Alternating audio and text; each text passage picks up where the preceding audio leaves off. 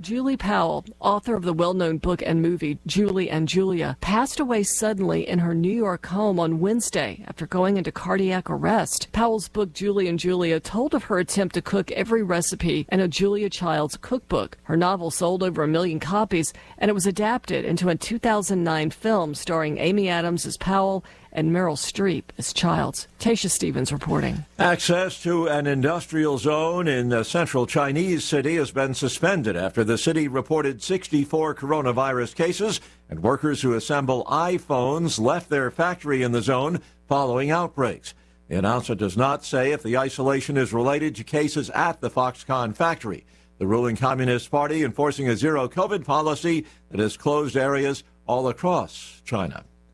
News and analysis at townhall.com. A former Connecticut politician admits to stealing virus relief money. Michael DeMassa pled guilty Tuesday to federal charges in connection with the theft of more than $1.2 million in federal coronavirus relief funds when he was an aide to the City Council of West Haven, Connecticut, and a Democratic state representative. He'll have to pay the city back and could face over 4 years in prison, according to sentencing guidelines. Prosecutors in Hartford say he conspired to defraud the city using bogus invoices for coronavirus-related services that were never performed and used some of the money for gambling at the Mohegan Sun Casino. His wife and a business partner also pled guilty, and a fourth person accused in the case awaits trial. I'm Jennifer King. North Korea has fired roughly 24 missiles in South Korea's direction, prompting an in-kind response from the South. The launches came just hours after North Korea, angry about U.S.-South Korea military drills that threatened to resort to nuclear weapons. More on these stories at townhall.com.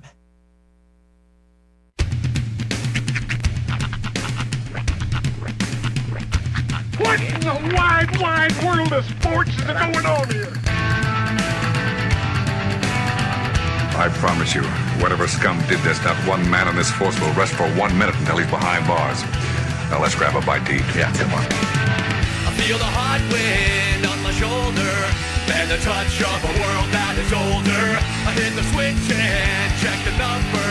I leave it on and then I slumber. I hear the rhythm ringing through it. Flamenco guitar and cumbia music. I hear the talking of the DJ. The travel listen, what does he say? I'm on a Mexican radio. I'm on a Mexican radio. Broadcasting live from high atop the J.P. White Building in downtown Roswell, New Mexico. It's Mornings with Mike Winters on 106.5 Roswell's Talk FM. Is that what I sound like when I talk? Now, here's your host, Mike Winters.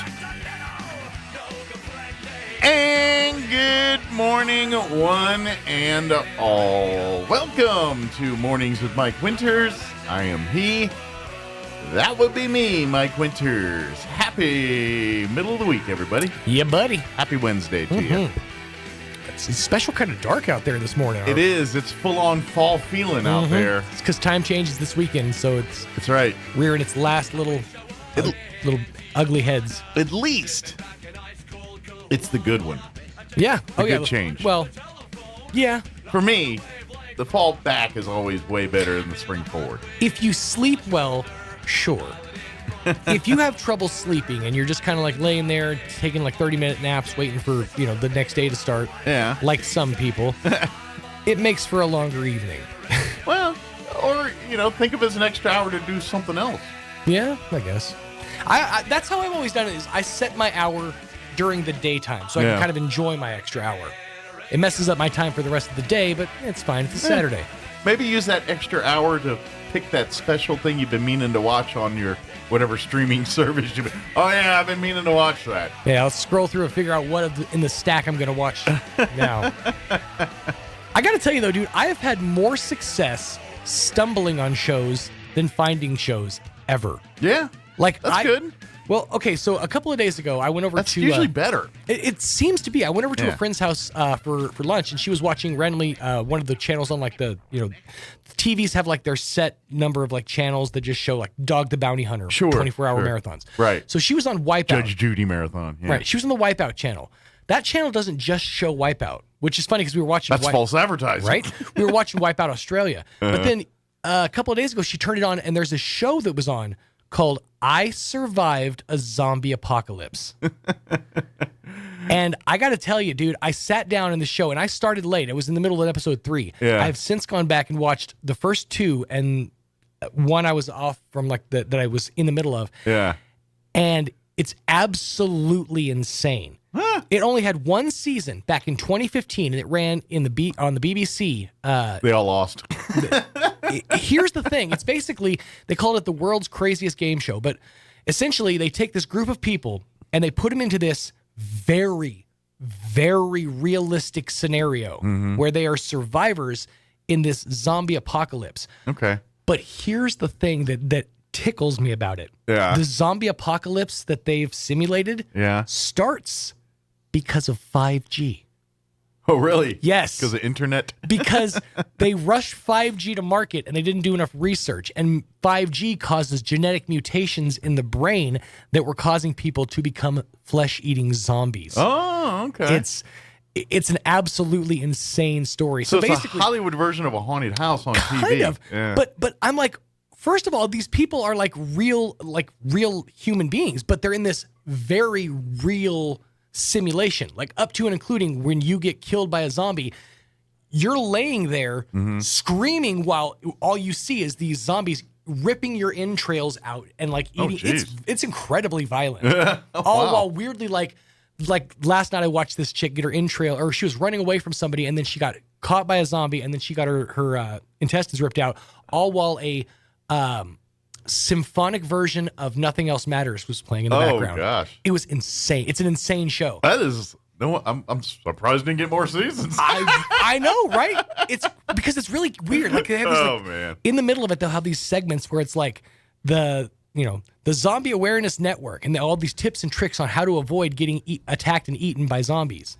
Well, there you go. At least it's educational. It's kind of like the game Fallout, where it's like it's tongue-in-cheek humor, but also it sounds like a dark violent comedic show, is what it is. And I'm watching these these people go on these missions, and I'm sitting there like riveted, fingers digging into the sofa, like, oh my god, what's gonna happen? Because these people are like right in the face of these zombies in like pitch darkness, and this other guy has to like navigate the guy out, and he can't get him out. He gets eaten. The guy runs back to base camp, and he's tears streaming down his face. He's like traumatized. So I'm like, okay, people are gonna get PTSD from this game, right? So I went online just out of curiosity. I'm like, okay, so this show aired in 2015, so there's got to be plenty out there about it. I'm like, what were these people destroying themselves, putting themselves through agony for? I'm like $50,000, $100,000, $500,000. It was a 2-week tropical vacation. Guess they need a vacation. What? Yeah, from that. After going through 7 days of that, I'm going to need 2 weeks to decompress. Yeah. That's just to get me back to normal. I've seen some stuff. What about the people who got killed halfway through? They just get bupkis? I guess they get, grade for being on TV, but... Maybe it's back like in the old days. Participants in today's game show receive the following prizes. Polydent. The home version of the game, where they get their own... It's a mini abomination to just chase them around the Zombie house. Apocalypse Home Edition. But here's the thing. The zombies are they evolve. So they start out as the slow meandering zombies, and then halfway through the show they become those fast zombies. Oh. So they can chase you down. Oh, do you get do these guys get ways to fight back? No, that's just it. They keep saying you can't bunk. kill the zombies. Oh, they say that's bunk. I was like, oh yeah, watch me. Right. You're telling me something can kill me, but I'm not allowed to kill it. There's a couple of them. There's a couple of them where I'm like, you could have pulled your leg away from the guy and gotten free. He looks wet. Yeah. I'm pretty sure his grip is slippery. I got a feeling it was all pre-acted and pre-done. That's the thing. A lot of it felt very like, this isn't a game show. These feel like actors. This could be more like what's that one on Netflix? The Squid Game. Where it's actually scripted, but not. It was kind of like that. It felt very scripted at times, but it was like. But other times, it's like, okay, this is kind of a reality show. Yeah. It's like where they're like, sitting in the trenches talking about like, you wanted me to die, didn't you? All with that hysterical Irish accent that you can barely understand half the time. Right. It's good watching. Yes. Well. But yeah, I like to watch it after church on Sunday. That's right. After Bible study. I feel like I survived a zombie apocalypse, but no, I'm now I want to at least check it out. You can find on pretty much every episode on YouTube. Okay. Mm-hmm. All right. For free. So. I will take a game. Commercial free and uncensored, so you get to hear all the weird Irish cussing. But yeah, no, it's just I stumbled on it. So it's half the time I'll set aside, I'm going to watch that show, but I never get to it. But then the shows you just stumble on, you're like, this is really good because it's so bad. Yeah, I do enjoy those. There's some that, well.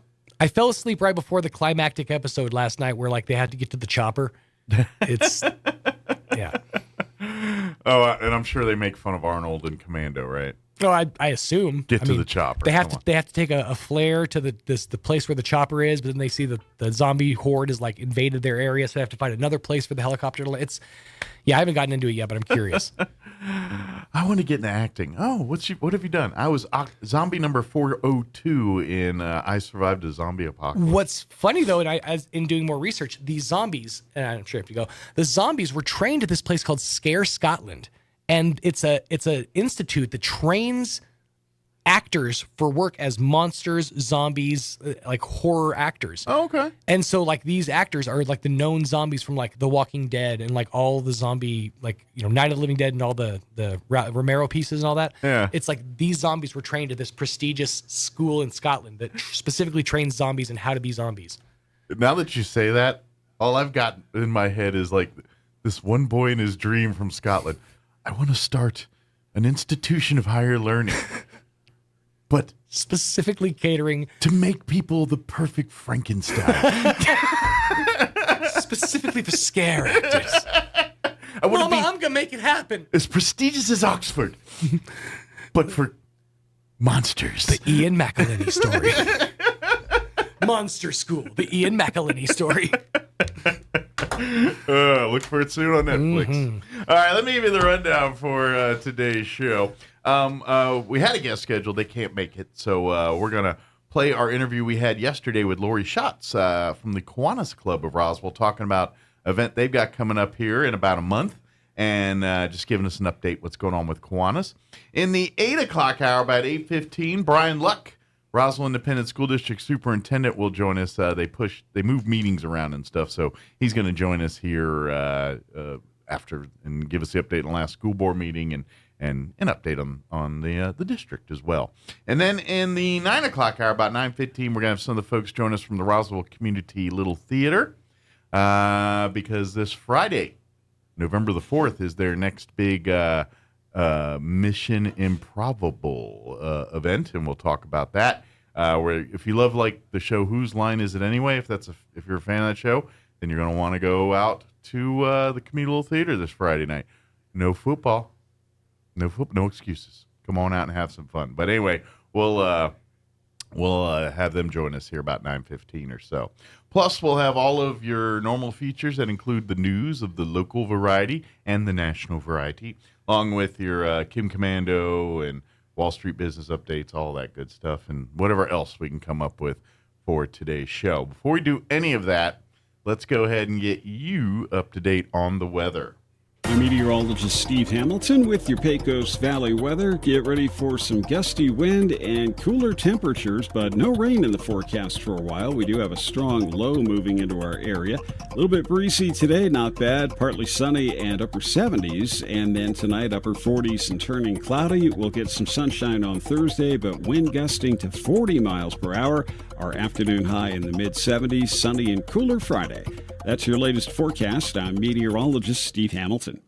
Thank you, Steve. Currently 54 degrees. A little foggy out there in parts. By the way, yesterday, you know how they said we had patchy fog before 9, and here in town, or at least where we were at downtown, it was sunny by 7:30. I don't even know if it even got foggy here, but I'll tell you, after I got off the air yesterday, I had to do my my Tuesday trek to Artesia, and as soon as I left town, just south of town, just north of Dexter, the fog hit, and I was like, "Whoa!" It was weird. It was almost like a tale of two cities. There, it was just sunny and perfectly fine. All of a sudden, boom, foggy and ominous. And I was like, at first, I was kind of like, "Is there a fire or something?" And then it was like, "No, that's just fog." So little did I know it lingered around longer in other parts than I thought. So, but we've got areas of patchy fog this morning before 10. Otherwise, partly cloudy. 77 the high today. with winds out of the south 5 to 15 miles per hour. Tonight, partly cloudy with an overnight low of 48. Winds will be out of the south 5 to 15 miles per hour. For you Thursday, sunny and breezy. Mostly sunny, 76 for a high. Winds will be out of the south early, 10 to 15 miles per hour. Later in the day, those winds will increase 20 to 25, gusting as high as 35 miles per hour. Tomorrow night, mostly clear, overnight low of 43. Winds will remain breezy out of the west, 20 to 25 miles per hour. They'll drop down 10 to 15 miles per hour after midnight.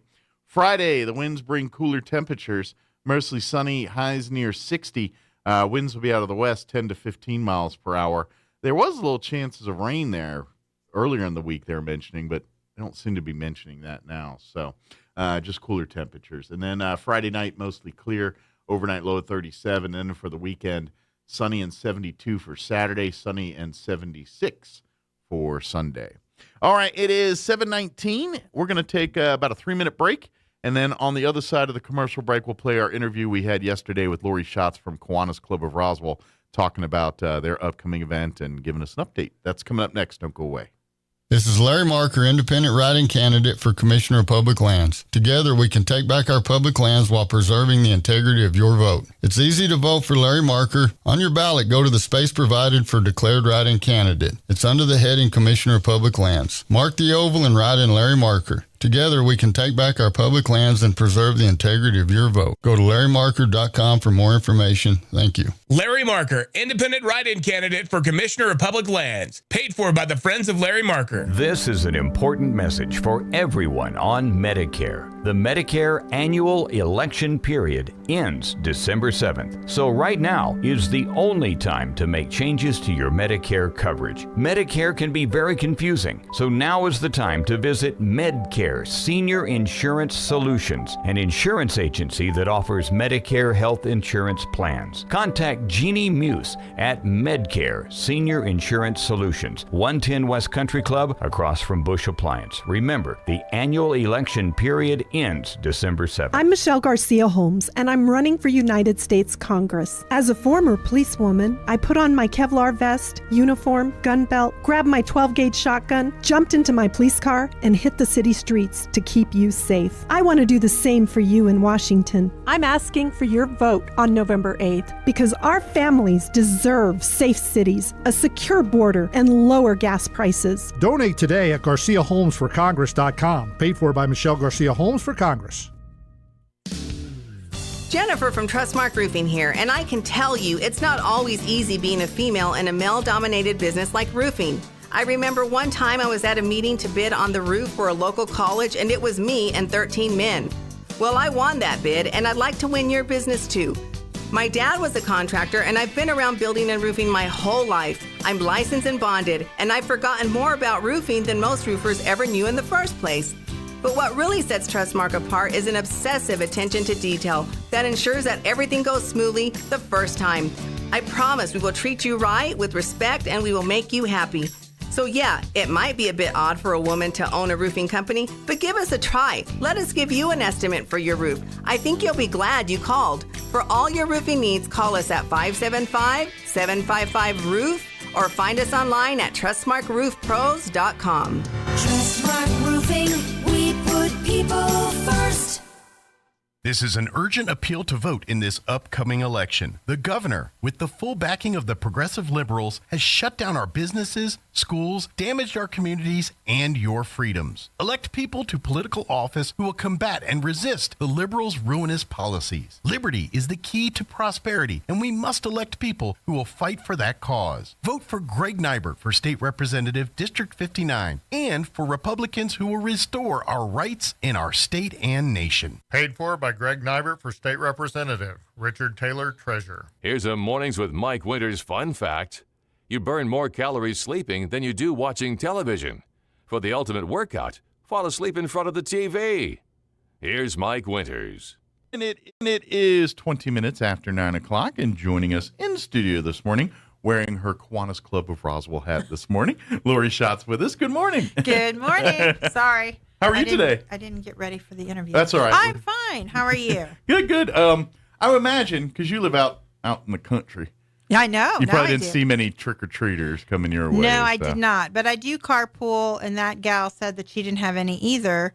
But then I was listening to your sister radio station, and the chamber gal, Jessica, said that she had a lot. So I guess it just depends if you're in that pocket of families that are in that age group that's going to go out and do it. Yeah. And there's so much trunk or treat and so much safer that way, maybe. Sure. Parents. Absolutely, yeah. I will tell you, though, big news in my world and my family was my niece was pregnant with the second, supposed to be induced on the 2nd of November and had her yesterday. Oh, so a Halloween baby. Halloween baby. Just like my wife. Right. Her birthday's a Halloween is Halloween I as heard well, you talking about that, too. Yeah, So we have another Halloween baby. Well, so. in a couple years, she's going to think everyone is getting candy for her birthday. For her birthday. Isn't that that's nice what my that wife, she does that? My wife thought that when she was a kid. It's like, it's nice everyone's getting candy for my birthday.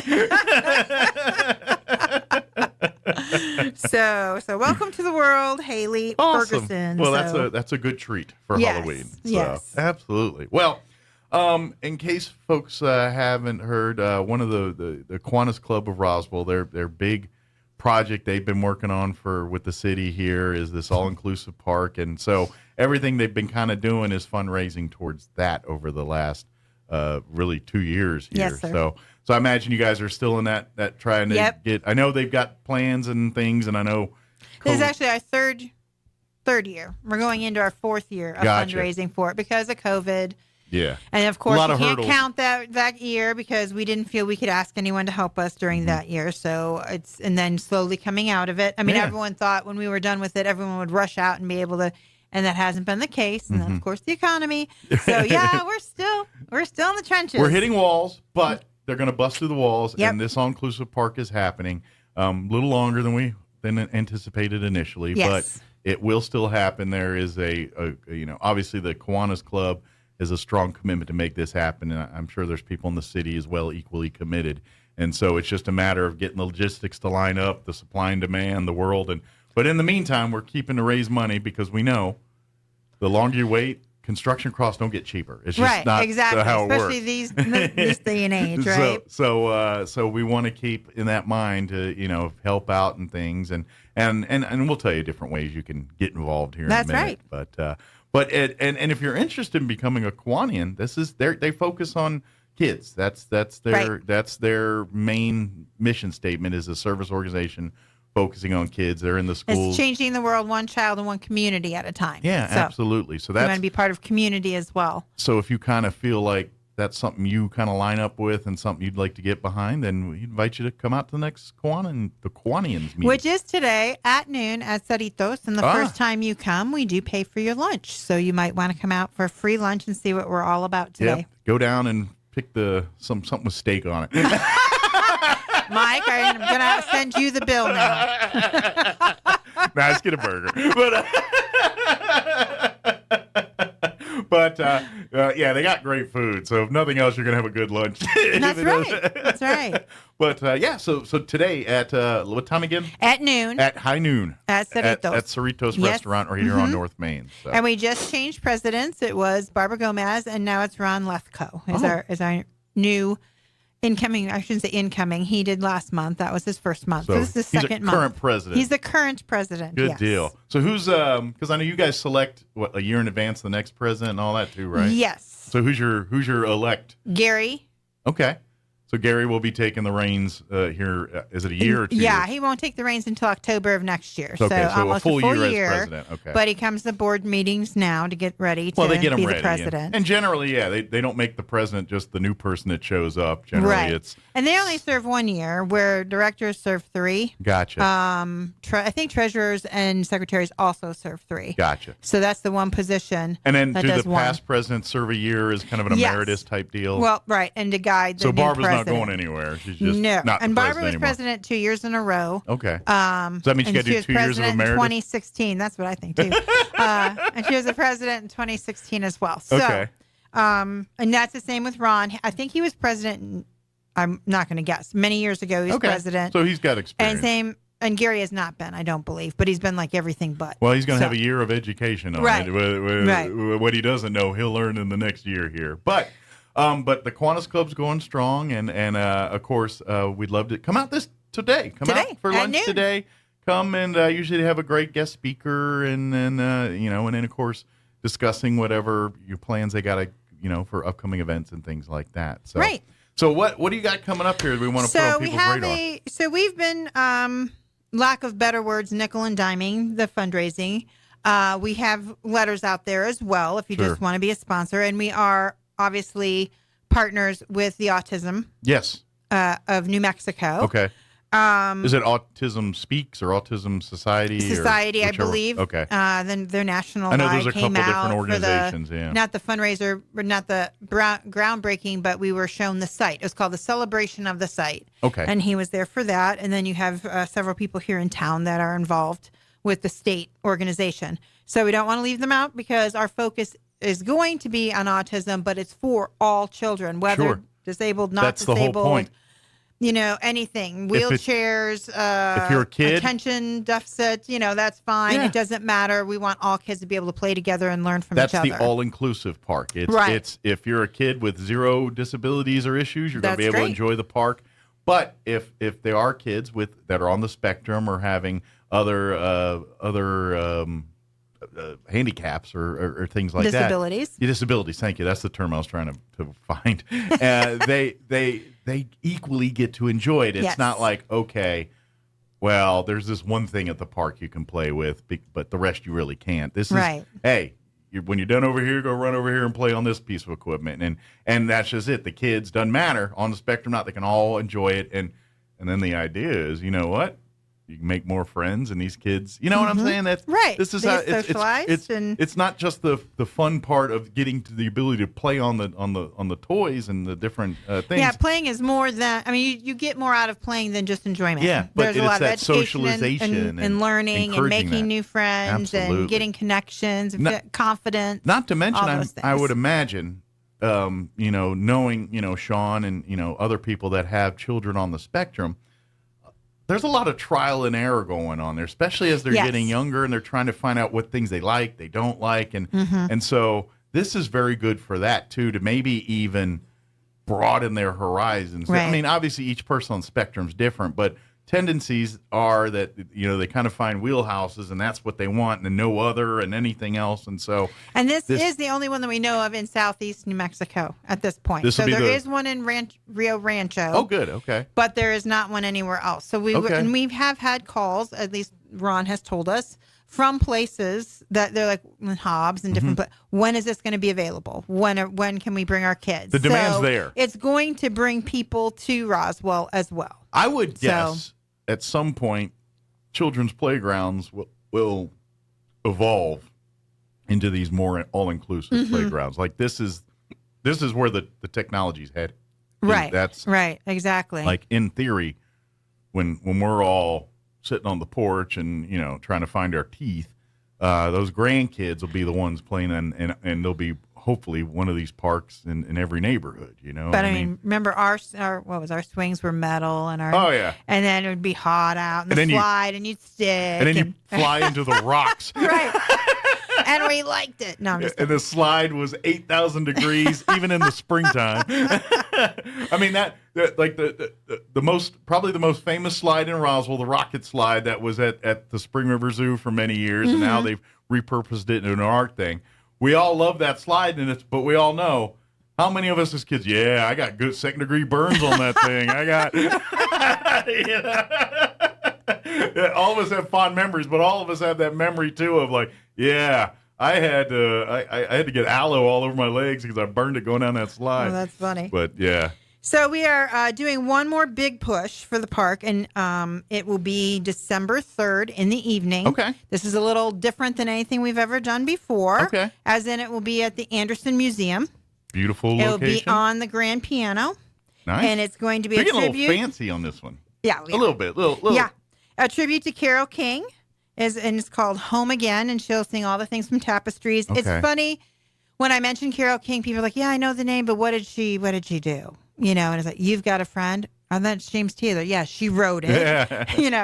And I can't. That's where the money is. The writing, by the way. Oh, right, right. So she wrote a lot of James. Okay. Taylor's, and you can hear it in his music. So she got what Carly Simon didn't. Yeah, yes.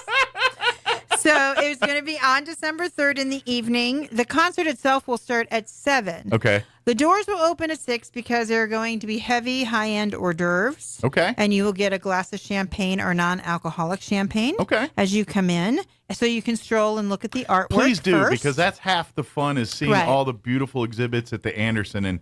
And what I love about it, I don't care what you're into, there's probably something you're going to like. Something for everybody. It goes from conservative art to way out there, and it's somewhere in between. It's just there's a little bit of great. everything. Yeah. So then from there, there will also be a cash bar, and we have 13, I believe, tables to sell. Okay. They are $1,200 a piece, and that includes your hors d'oeuvres, your champagne. You seat 8.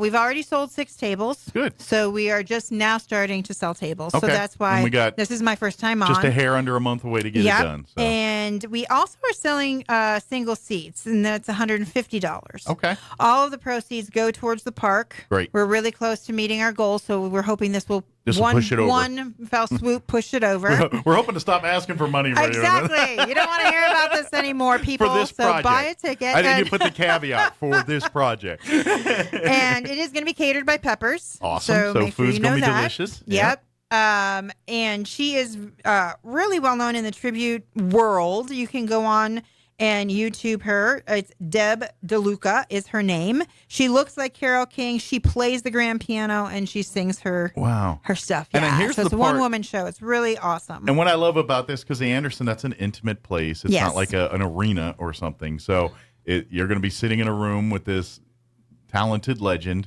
feet from you. And I would imagine the songs are going to be the entertainment, but the stories in between are going to be the real entertainment. You know what I mean? Oh, yeah. You know what I mean? Yeah. Like, yes, the music's going to be beautiful and love it, but when you start hearing, since this lady wrote these songs, there's going to be a lot of inside baseball that she probably shares with the audience that you would not normally get or find or see on the internet even. Right. So It's Too Late. That's another one of her big hits. I was like, I just heard it this morning on the radio. What was it? So It's Too Late was also a Carole King. So the one thing that we are not advertising in print, and I'm only going to say this once today, is that we do have $45 tickets that do not include the hors d'oeuvres or the champagne. Just a show ticket. You come in at 7 o'clock as we're just introducing her, and you just have a seat. Okay. That is all you're purchasing. It's $45. You don't want to do all the food. And you must call 575-513-8119. Okay. So I'm not going to mention it again, and I don't know if we'll mention it on another show or not. Okay. But they're I just first wanted come, to let first you serve know. on that, Yeah, too. I already have a list of people that are interested in those. Okay. They're close to being sold out, so that's it. That's the only thing. What I would do, the only push I'm going to do on that, because we really want you to come and experience the whole evening at $150 a seat, or it is the to buy best- a table at $1,200. It is the best way to experience the event. And let's face it, the whole point of this event is to raise money for this all-inclusive park. Right. So we want you to overpay for everything just for a reason. What? Actually, I stole the idea from another great group here in town. So thank you for the idea. I got to go to their come event. And see if come buy tickets and see if she did it right. Yeah, exactly. Critique it. That's fine. But yeah, in all seriousness, yes, it's going to be a fun night. Come and What a great way to kick off your holidays. Yeah. Or maybe have this as a holiday gift for someone. I think it's gonna be a and beautiful date bring your night family. for someone. Yeah, especially if they're a James Taylor fan or kind of a fan of that era of music. They're really going to appreciate an intimate evening with the woman that wrote these songs, right? And hearing the songs, but hearing maybe some little that to me, because that's. I think anybody that listens to this show long enough to know I'm a nugget information guy. I love that kind of stuff. And that's been all of our tributes that we've had thus far. Yeah. And just a shout out to Roswell Little Theater. I will be back over there with other things. A great group of people working hard over there. Right. But we needed a grand piano. They got an improv night coming up November 4th, I know. by the way. I mean, Alethea's always saying, This why Friday. don't you join the improv group? Yeah, that's the one thing I don't think I do well is improv. So I'm like, I'm not so sure I want to put myself out there with that. But November 4th, Friday night, come out and support them. That's their next improv night this Friday. So awesome. And there's no football in town, so you got no excuse. Right. That is true. I know it trumps it in my town. So. Yeah, and it's almost as bad here. Not quite Artesia level, but not quite. So that is what's going on. And like we talked before, Kiwanis is doing this one last big push fundraiser for the all-inclusive park. We are still going to have in the spring a golf ball drop. We did it last year. It was super successful. Yeah, it's fun. So that will be, our general funds are kind of getting depleted. And then we want to be able to get back into the nitty-gritty and start supporting not only monetarily, but with our volunteers to come out for your event to support. I know that Alzheimer's Walk was last weekend, and so we were there. Yeah. They had a great turnout, a great event, but by the way, I'm glad everyone that came out, big thank you to them for that. Oh, absolutely. So that was something that we did do, but we've been so consumed with this for the past 3, almost 4 years. Yeah, this has been your main focus. Yeah, that this is the last ta-da. So please come out and help us and support this event. So it really can be our last ta-da. Yeah. And then we can go back into coming out to plant the flowers and, just different things that we used to do. Garden variety Kiwani stuff. Yeah. We have not, other service groups have asked us about the All Civic Luncheon. I will tell you it is in the works. Okay. It has to do with the finish of the park. Okay. So there are some biting at the bit trying to be like, well, maybe we could do one. And it's like, no, our event, we're still going to do it. We still got dibs on it. We just are trying to make it all one thing. They licked their fingers and put it on there and said dibs. So yes, that is still in the works, and we still will be doing one. Okay. What we're being told by the city, the last that we heard, was that the park will at least be started or in really good shape by spring. Oh, good. So we're hoping that is true. Yeah. And then we can move forward with that. Maybe we'll be doing a ribbon cutting. We might be doing a ribbon cutting. In late spring next year. That's right. Maybe. Could be. So Knocking on wood. That is true. Gunk, gunk. So again, make sure you come out to the Anderson, December 3rd. Yes. The concert itself will start at 7:15. It will run till about 9 o'clock. We will keep the cash bar open for intermission and also the food. What time do they want to be there for the food and all that? 6 o'clock, the doors open. So you have an hour to eat mingle and see eat your heavy hors d'oeuvres and mingle and have a drink and see where you're seated. And again, it's all going to be very intimate. As you know, that room is very intimate with only 13 tables that will be in there. And I would encourage you to get there early. Like doors open at 6.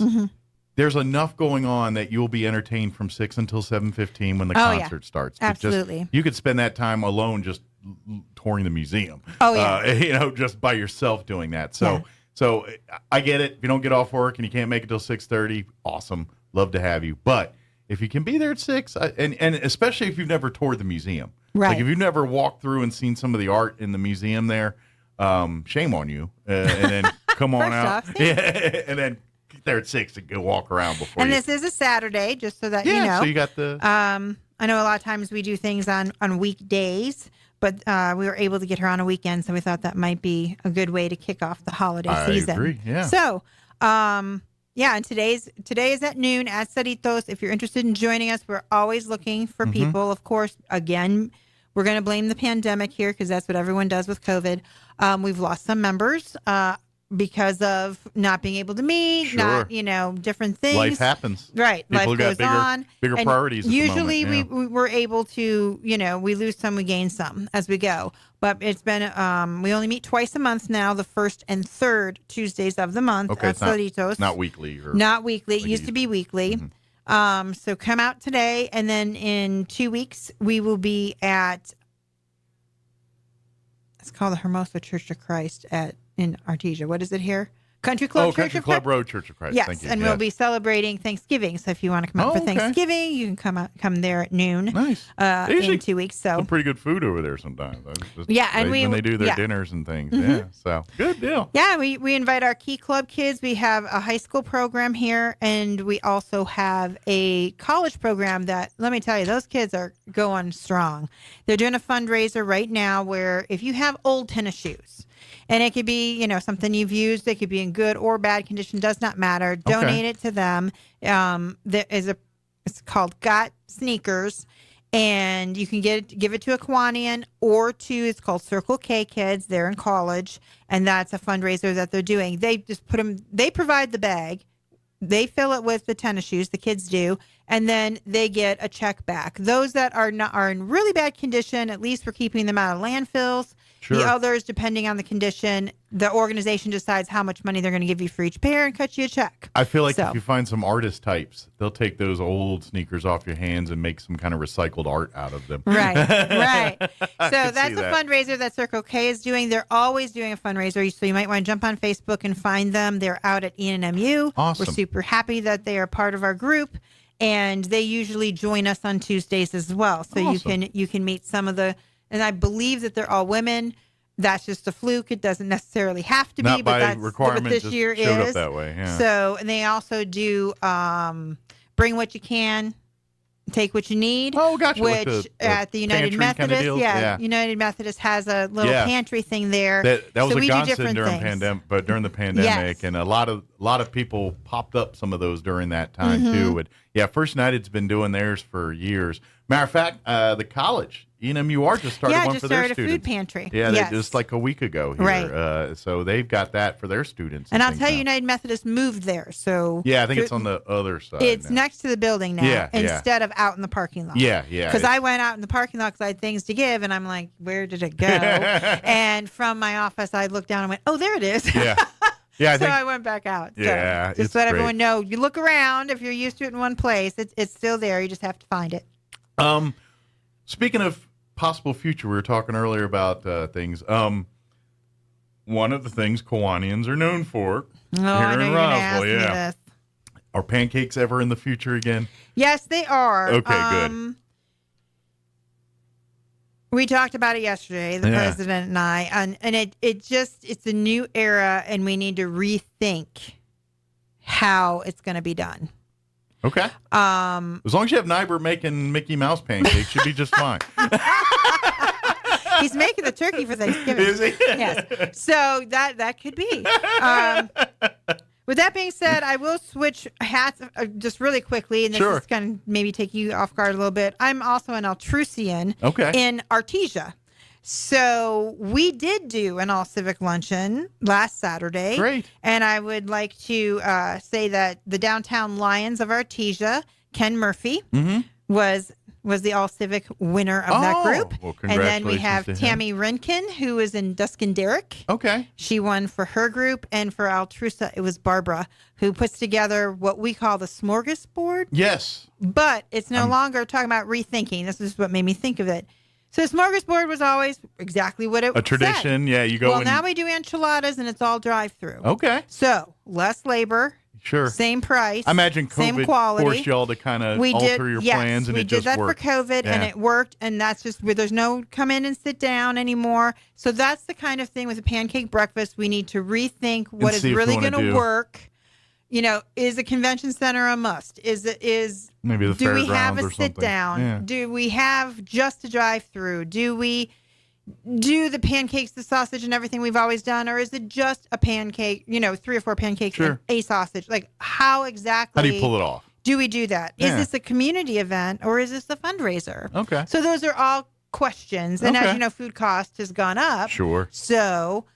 Hence, that may be something we have to talk about. But yes, whatever it is form in the you guys future, bring it back, I'm sure the public, because I know that's just one of those events that everyone loves. And you do, Kiwanians doing it all over the United States. Yeah. So I was in Indiana as a Kiwanian. That's where I started. Yeah. And we did a pancake breakfast It's kind there. of a tradition. And it was different there than it is here. Sure. So, and that's great. Yeah. That, you have different facets of it, but we're known for it. I think it ebb and flows over generations, because I remember like pancake breakfasts are more popular, but like when I was a kid, it seemed like more organizations were doing spaghetti dinners. Right. Like that was a the big thing, spaghetti dinners. Yeah. And so on a Thursday night, you go to like an Elks Lodge or something, do spaghetti dinners, kind of thing. So I feel like pancakes kind of turned into this era's version of spaghetti dinner. Of course, I grew up in Maryland, so we also, because people are crab eaters there. It's like green chili here, but crabs there. Right. And so they would have, when you weren't doing spaghetti dinners, they're doing crab fests during the summer when Well, I grew up in the Catholic Church that was predominantly Italian, so spaghetti dinners was always the fundraiser that was there. just part of the deal. In Cleveland, so yeah. Well, it's because it's good and cheap, and you can feed a lot of people with it. Inexpensive. Yeah, that's right. Not cheap. Marketing. That's right. But again, if anybody has any questions about everything, you can always look for the Kiwanis Club of Roswell Facebook page. Yes. And you can shoot messages or questions. I encourage you to like and follow it to stay up to date on what's going on. And of course, like we said, the next Kiwanian meeting is today at noon at Cerritos. You don't have to get on Facebook to ask questions. Just come to the meeting at noon today. Right. And come learn about Kiwanians and learn and see if this is something that you'd like to be a part of. I always say a bunch of people are like, what is a civic group? I'm like, a bunch of do-gooders. That's right. So if you want to be a do-gooder, come out to Kiwanis. Come and be. This is, when they always say things like it takes a village and all that, this is what we talk about. Our groups like our Kiwanians, and there's other great organizations. And you're really lucky that here there's so many civic groups. And they all, for the most part, kind of work in concert and things. Oh, and yeah. So, yeah, they're absolutely. It's all great. And, absolutely. And so, and by all means, if you come to Kiwanis Day and you're like, that's scheduled, then by all means, go visit one of our other great civic organizations. There are breakfast clubs. Yeah. There are evening clubs. There are clubs that don't eat when they meet. The non-eating clubs. What's the point of that? All right. So there's only like 2 people in those clubs because they want to eat. There's Altrusa here. Yeah. And a little not well-known fact is that Altrusa was started by a Kiwanian. So, that's there is my tie. There is a bit of a kinship there. Yes, because in 1989, that's when women were first admitted into Kiwanis, were allowed to be members. Okay. 1989. That's late. Oh, yeah. That's very late. So earlier on in, I'm going to say the 40s, and it might have been the 30s, and I just did what they called the yearbook. I should know. But a doctor went and got one of the ladies. He wanted them to be part of Kiwanis. Kiwanis said no. So then Mimi and he got together and came up with Altrusa. Altrusa. Which started off as a business, more of a business networking for women, and has turned into do-gooders. Your LinkedIn of social clubs. Exactly. I liked it. And now we're a bunch of do-gooders. There you go. Now you're Facebook like the rest of us. Or Twitter or whatever your favorite one is. Very good. But then, again, noon today at Cerritos. And don't forget, December 3rd. Is the event at the Anderson Museum. It's called Home Again, a tribute to Carole King by Deb DeLuca. And you can find out more information, buy tickets, or get a table at 575-513-8119. You can also call that number if you just want to make a donation to the all-inclusive park. Absolutely. And I will send you to the correct place. Absolutely. Again, one more time on the phone number. It is 575-513-8119. Kiwanis and the Autism of New Mexico partnering at the Anderson to do Home Again, a tribute to Carole King by Deb DeLuca. Yeah, it's going to be a fun night.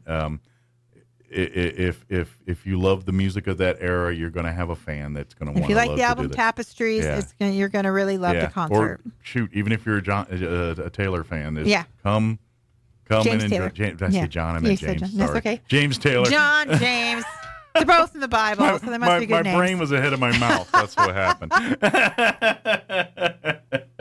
And come be a part and just like I said, come out to lunch today and learn more about everything and let's hopefully by say late spring next year we've got a playground and we got kids enjoying it and every kid from every walk of life can come have a fun time there. So very good.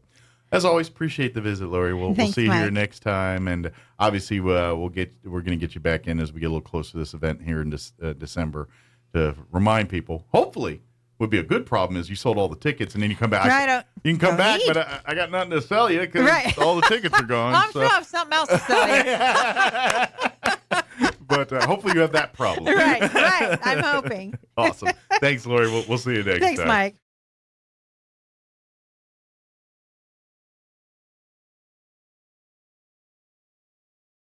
For alleged theft of thousands of dollars in brass that was meant for various city projects.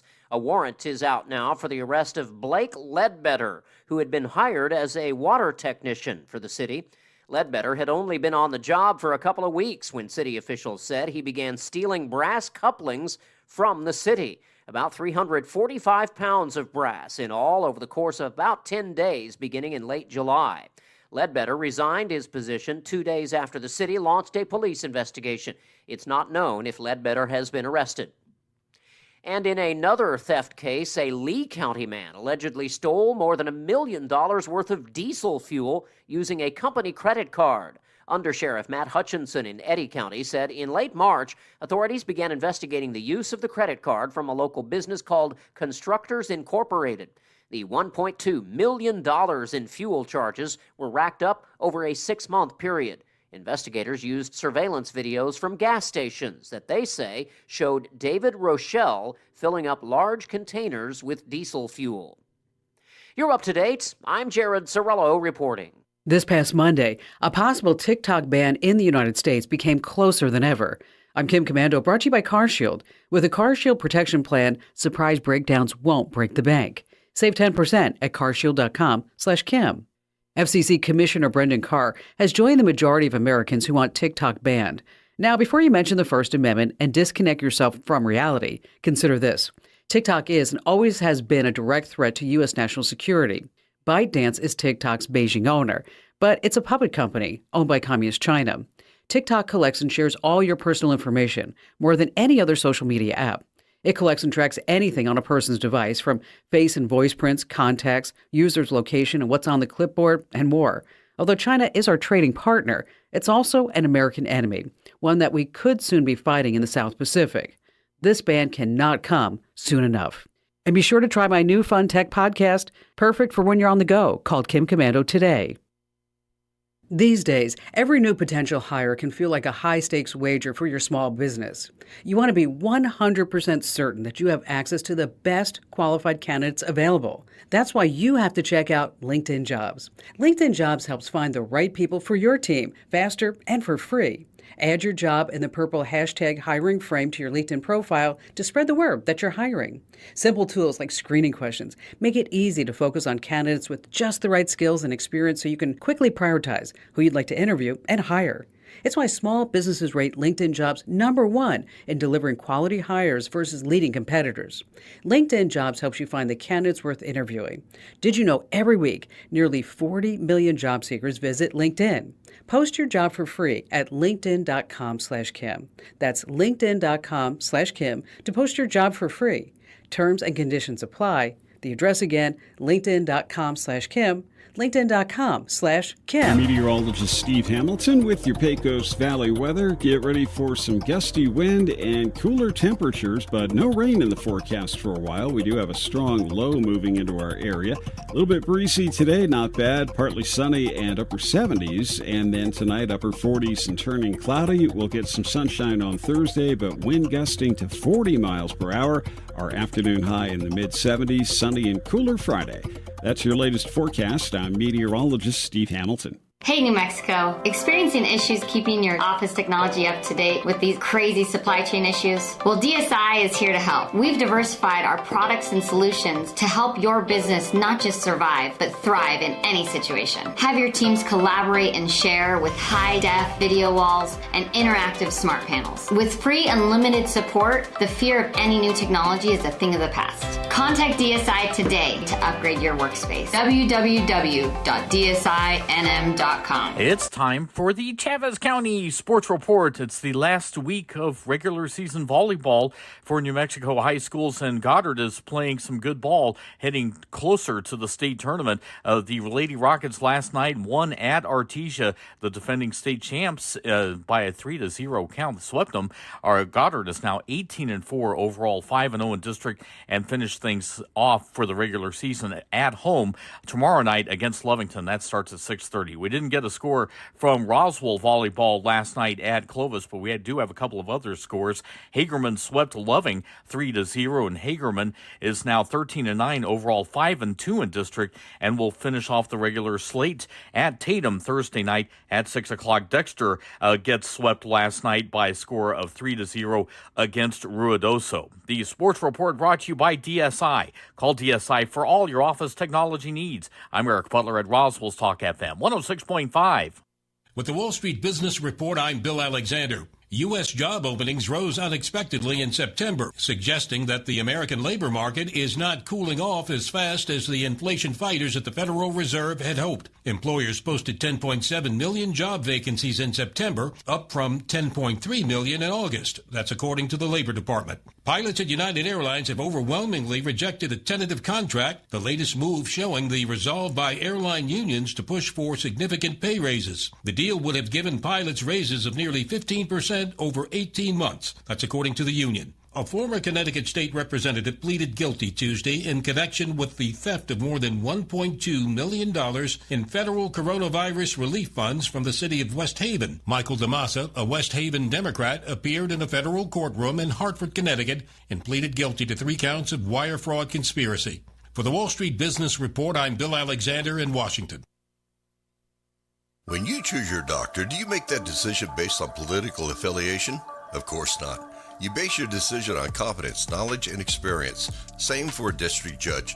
Do your homework. Check qualifications. There's only one clear choice. That's why Republicans and Democrats are pulling together to elect Judge Eileen Reardon, 5th District Judge, Division I, Chavez, Lee, and Eddy County. Experience, fair, vote Judge Eileen Reardon. Paid for by the committee to elect Judge Eileen Reardon, Steve McCutcheon, Treasurer. I'm Judge Reardon, and I approve this message. Here's a Mornings with Mike Winters fun fact. A group of 12 or more cows is called a flink. If you have only 11 cows, that's called a lot of cow pies. Here's Mike Winters. And good morning, 7:59, closing in on news here in just a second. This is weird, right?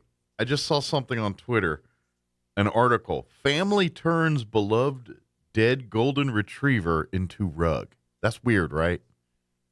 I mean, I get you love your pets, but to turn it, your dog, your golden retriever to a dog, that ain't, that's weird, right? Okay, I'm just making sure because I'm like, that's gross. I love my pets, but the taxidermy, I don't know.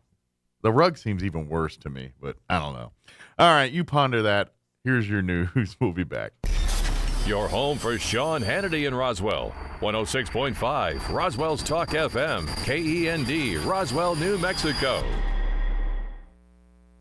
News this hour from townhall.com. I'm Rich Thomason. A swarm of North Korean missiles splashed down in the waters just off South Korea. Earlier today, air raid sirens wailed across a South Korean island after the North launched around 24 missiles. The BBC's Jean McKenzie in Seoul. It's the first time the North has fired a missile to land off South Korea's coast, making it more serious than other recent launches. Residents of a nearby island were told to take shelter. The North has blamed South Korea and the United States for holding a series of large-scale military exercises and has warned they'll pay the most horrible price in history if these exercises continue. A veiled threat to use nuclear weapons. South Korea quickly responded by launching its own missiles in the same border region. Arizona Republican U.S. Senate candidate Blake Masters disputing a new poll that shows him trailing Democrat Mark Kelly by 6 points, especially now that the Libertarian candidate has dropped out of the race. Masters tells the Salem Radio Network he doesn't put much stock in the latest New York Times Siena College poll that shows him trailing. Fake news. That's what it is. It's a suppression poll. I don't even think they're trying to get it right. Masters says what pollsters are trying to do is discourage Arizona's Republican voters from turning out on Election Day. It's not going to work, though, because I'll tell you what, this is a dead heat. We are statistically tied in Arizona, and we've got the momentum. Even more momentum with a Tuesday morning announcement from Libertarian candidate Mark Victor. He's pulling out of the race and is now urging his supporters to vote for Masters. Bob Agnew reporting. Benjamin Netanyahu may be about to get another bite at the apple. Israel's former prime minister appears headed toward victory with 85% of the ballots from Israel's national elections counted. They show voters giving Netanyahu and his allies what looks like a stable majority in the Israeli parliament. On Wall Street, the Dow is down 122 points. The S&P is off 18. More on these stories at townhall.com. First, we decide where we want to go. Then we need to know the best way to get there. Hi, my name's Adam Barada. I'm the owner of Advantage Gold. We're the highest-rated precious metals firm in the country. We teach people how to own physical gold and silver. Now, we've won the Best of TrustLink Award 4 years in a row because we educate our clients on how to buy gold and silver the right way. We don't pay celebrity spokespeople millions of dollars. We'd rather pass that value on to you. Call 800-900-8000 and speak with one of our experts. We'll send you a free gold kit along with my latest #1 national best-selling book, The Great Devaluation. Call 800-900-8000. That's 800-900-8000. Get the best information, the best process, the best service, the best value. Call Advantage Gold at 800-900-8000. Call 800-900-8000. Advantage Gold is not an investment advisor or a tax advisor. Consult with your financial advisor before investing. The British Interior Minister is facing criticism for describing the surge of migrants crossing the English Channel in small boats as an invasion. Home Secretary Suella Braverman used the term while defending conditions at a processing centre for new arrivals, where some 4,000 people have been held in a facility intended for just 1,200. She'd referred to small boat crossings as the invasion of our southern coast and said illegal immigration is out of control. Immigration Minister Robert Jenrick quickly distanced himself from her words. Critics accuse Braverman of deliberately worsening conditions at the processing centre by refusing to book hotel rooms for asylum seekers. Charles de Ledesma, London. Poland's defense minister ordering construction of a barrier along the border with the Russian enclave. The move comes as Warsaw suspects that Russia plans to encourage illegal border crossings by Asian and African migrants. Townhall.com. No cashless bail for this guy. A San Francisco judge has ordered that the man accused of breaking into House Speaker Nancy Pelosi's home, beating her husband, and seeking to kidnap her be held without bail. David DePape was also appointed representation. Public Defender Adam Lipsome was asked if his defense will include misinformation and conspiracy theories that may have impacted his client. That's certainly something that we're going to look into, that we're going to delve into as his defense team. But again, it would be premature to talk about that at this time. The defense will also review his client's mental state. I'm Norman Hall. Families of the 17 people murdered by Parkland school shooter Nicholas Cruz have confronted him in court. They variously wished him a painful death, calling him a coward, as they got their chance to address him directly before he's formally sentenced later today. The sentence, life behind bars. More on these stories at townhall.com.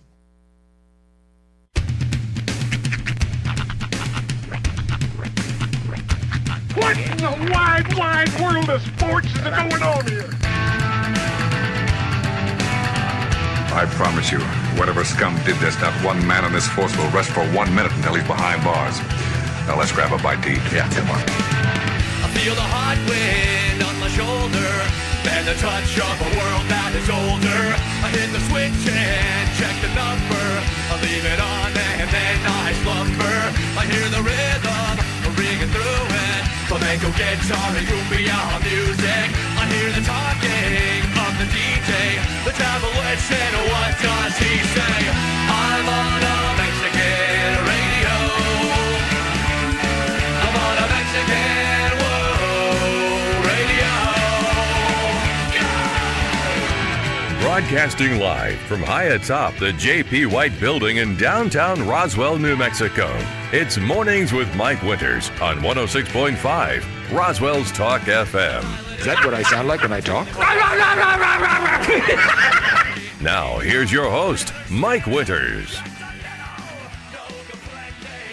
And good morning. It is 6 minutes after 8 o'clock. Welcome to hour number 2. Los Dos. Of Mornings with Mike Winters, right here on 106.5 Roswell's Talk FM. Thank you, Ed Sheeran. Now you saw that, huh? I just saw it a few minutes ago, and it made me laugh. And I'm like, okay. Pull back the curtain. So Sean went as Shaggy from Scooby-Doo for Halloween, and he went to a couple parties with as Shaggy. And he told the story last week about someone thought he was Donald Trump. Somebody else thought I was Jeffrey Dahmer. And then I was looking at some pics from one of the parties he went to, and I see someone else. Sean, I've been trying to figure out who you are, and all I could come up with is Ed Sheeran. That was my my buddy Ron. That's my buddy Ronnie from the Sean and Ron show that we used to host. That's the best wrong guess I've heard and yet. I'm like, Ed Sheeran?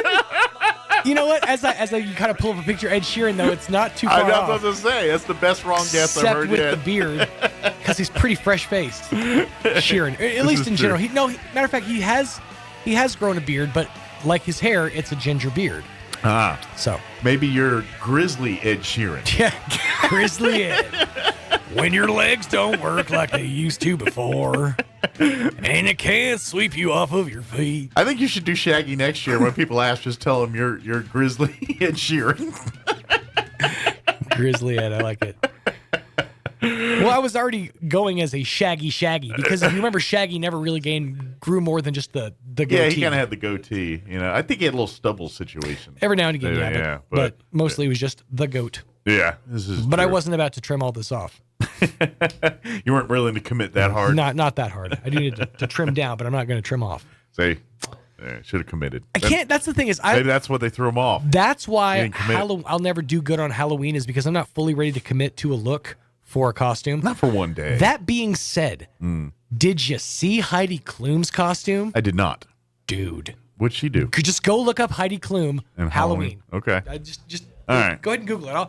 I'll go ahead and let me see the list. I'll fill in our audience with the guest for this hour. I'll do the rundown. Just go ahead and Google Heidi Klum Halloween 2022. I'm going to do it on my phone just to Coming up this hour at about 8:15 or so, we'll be sitting down chit-chatting with the superintendent of schools, Mr. Brian Luck. Busy time of year. Obviously, academically busy time, and also football season is going. So now that we're in playoff mode, we'll dive into a little bit of that. But Brian Luck, a busy man, and we'll get into what the RSD superintendent has to say coming up here in just a few minutes. Plus your other hourly features, which include your town hall business news and other updates that may come our way on this Wednesday morning. Well, look at that big worm. Did you see? She's a gigantic worm. Big worm. Now, the thing is... Not what I was expecting. Heidi Klum. Weirdly, there's a history of Heidi Klum and Halloween costumes that she fully commits to costumes. Like, if you go back, starting in like the year 2000, all the way through, she always has these elaborate costumes. She said that costume was so cumbersome, she had to slither across the floor. Like, she couldn't walk in it. She had to slither her way across the floor. God forbid she had to go to the bathroom at any point. Now all I can think of, the image in my head, is her in that worm costume slithering on the floor while that cumbersome I have become cumbersome in this worm. So, yeah, but I mean, the video is even creepier because she also put in eyes and a mouth that like moved like with the costume. So it's weird, man. It's weird, man. Because at some point she probably like met somebody at a bar and was like enjoying drinks, and you're just sitting there next to a gigantic grub, just trying to enjoy your appletini. Where's the mouth on that thing? Which opening is that? Oh, that's not the mouth, is it? That's something else entirely. Oops, wrong end. This costume is thorough. Yeah. Oh man! All right, I gotta share this. I wanted to do this, and I want to mention this. This is amazing. A couple of weeks ago, I had mentioned here on the radio and talked about my uncle had passed away, and him being a lifelong DC sports fan of the Redskins, Commanders, and Orioles and Nats and everything. He loved all of the sports, horses, the deal. But when he passed, my cousins, his children, put his obituary in about how he's a lifelong fan of DC sports. And his dying wish was Dan Snyder to sell the team and all this. So good. Well, it got legs. Apparently, it was. You have the story pulled up, right? I do. I'm going to play it. Good. I'm going to play it. Okay, good. So, I no knowledge of this. I just came in this morning. I sat down and I was like, all right, let me open up my Facebook. And the first thing that pops up on my Facebook is a link to a news story from Fox 5 in Washington, D.C., talking about local news, but also local news for all of Washington, D.C. Yeah, and it's got the headline, Maryland man's obituary calls for Dan Snyder to sell the Commanders. This is Fox 5. That's like fantastic. Your Fox affiliate, like the Albuquerque, but this is D.C. There's a very real possibility Joe Biden saw this news story when he was tuned into the local news. I'm going to play the audio portion of it for you. So this is my uncle, lifelong Commanders fan. Finally got his 15 minutes. Got his 15 minutes of fame after it's posthumous. He left this earth. Yes. Here's the thing. It's pretty good.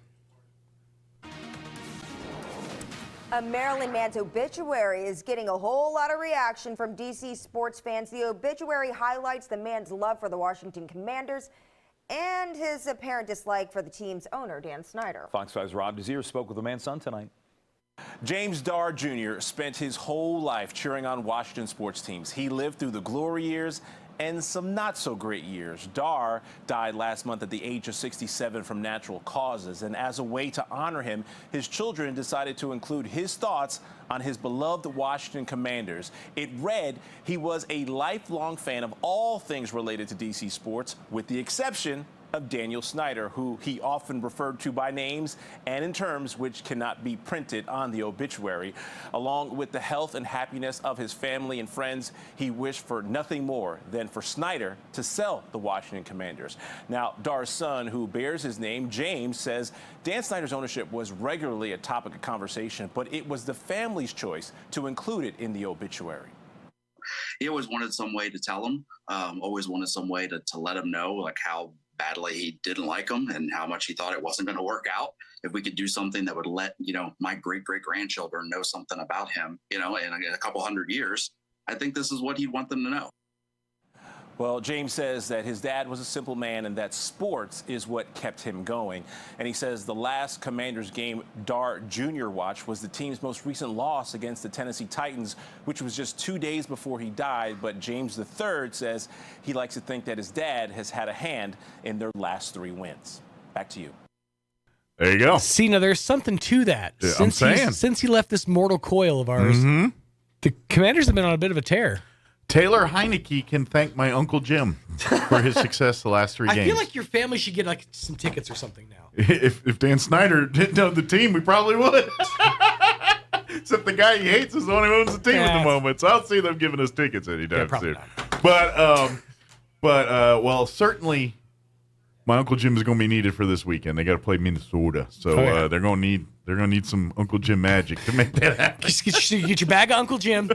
Come on, Uncle Jim. We need you, man. That's right. Oh, man. My uncle would love that story. He would absolutely get a kick out of that. So, all right. It is 15 minutes after 8 o'clock. Let's get you up to date on the weather. I'm meteorologist Steve Hamilton with your Pecos Valley weather. Get ready for some gusty wind and cooler temperatures, but no rain in the forecast for a while. We do have a strong low moving into our area. A little bit breezy today, not bad. Partly sunny and upper 70s. And then tonight, upper 40s and turning cloudy. We'll get some sunshine on Thursday, but wind gusting to 40 miles per hour. Our afternoon high in the mid-70s, sunny and cooler Friday. That's your latest forecast. I'm meteorologist Steve Hamilton. Thank you, Steve. Currently 54 degrees here in Roswell. Humidity is at 93%. Winds currently out of the south at 14 miles per hour. Yeah, it's a little breezy out there at the moment. We could see some more areas of fog. It's still kind of foggy to here downtown a little bit before 10, but the sun will come out.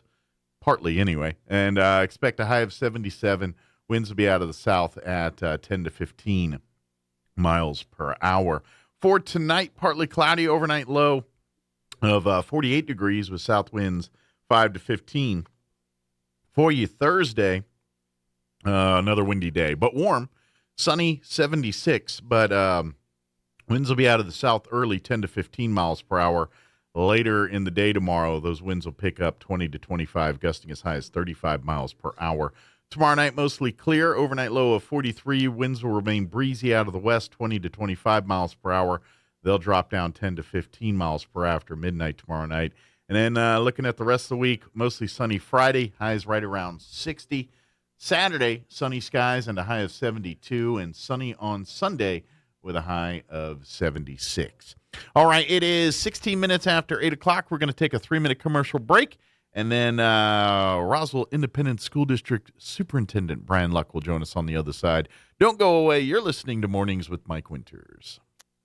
If a sports injury is keeping you from the physical activities you love, the sports medicine team at Artesia General Hospital can help. Their orthopedic specialists and physical therapists work closely with you throughout diagnosis and treatment. No matter the injury, from ACL injuries, golfers and tennis elbow to foot and ankle pain, they'll get you back in the game. Appointments are available in Artesia or Carlsbad. Request an appointment at artesiageneral.com/sports.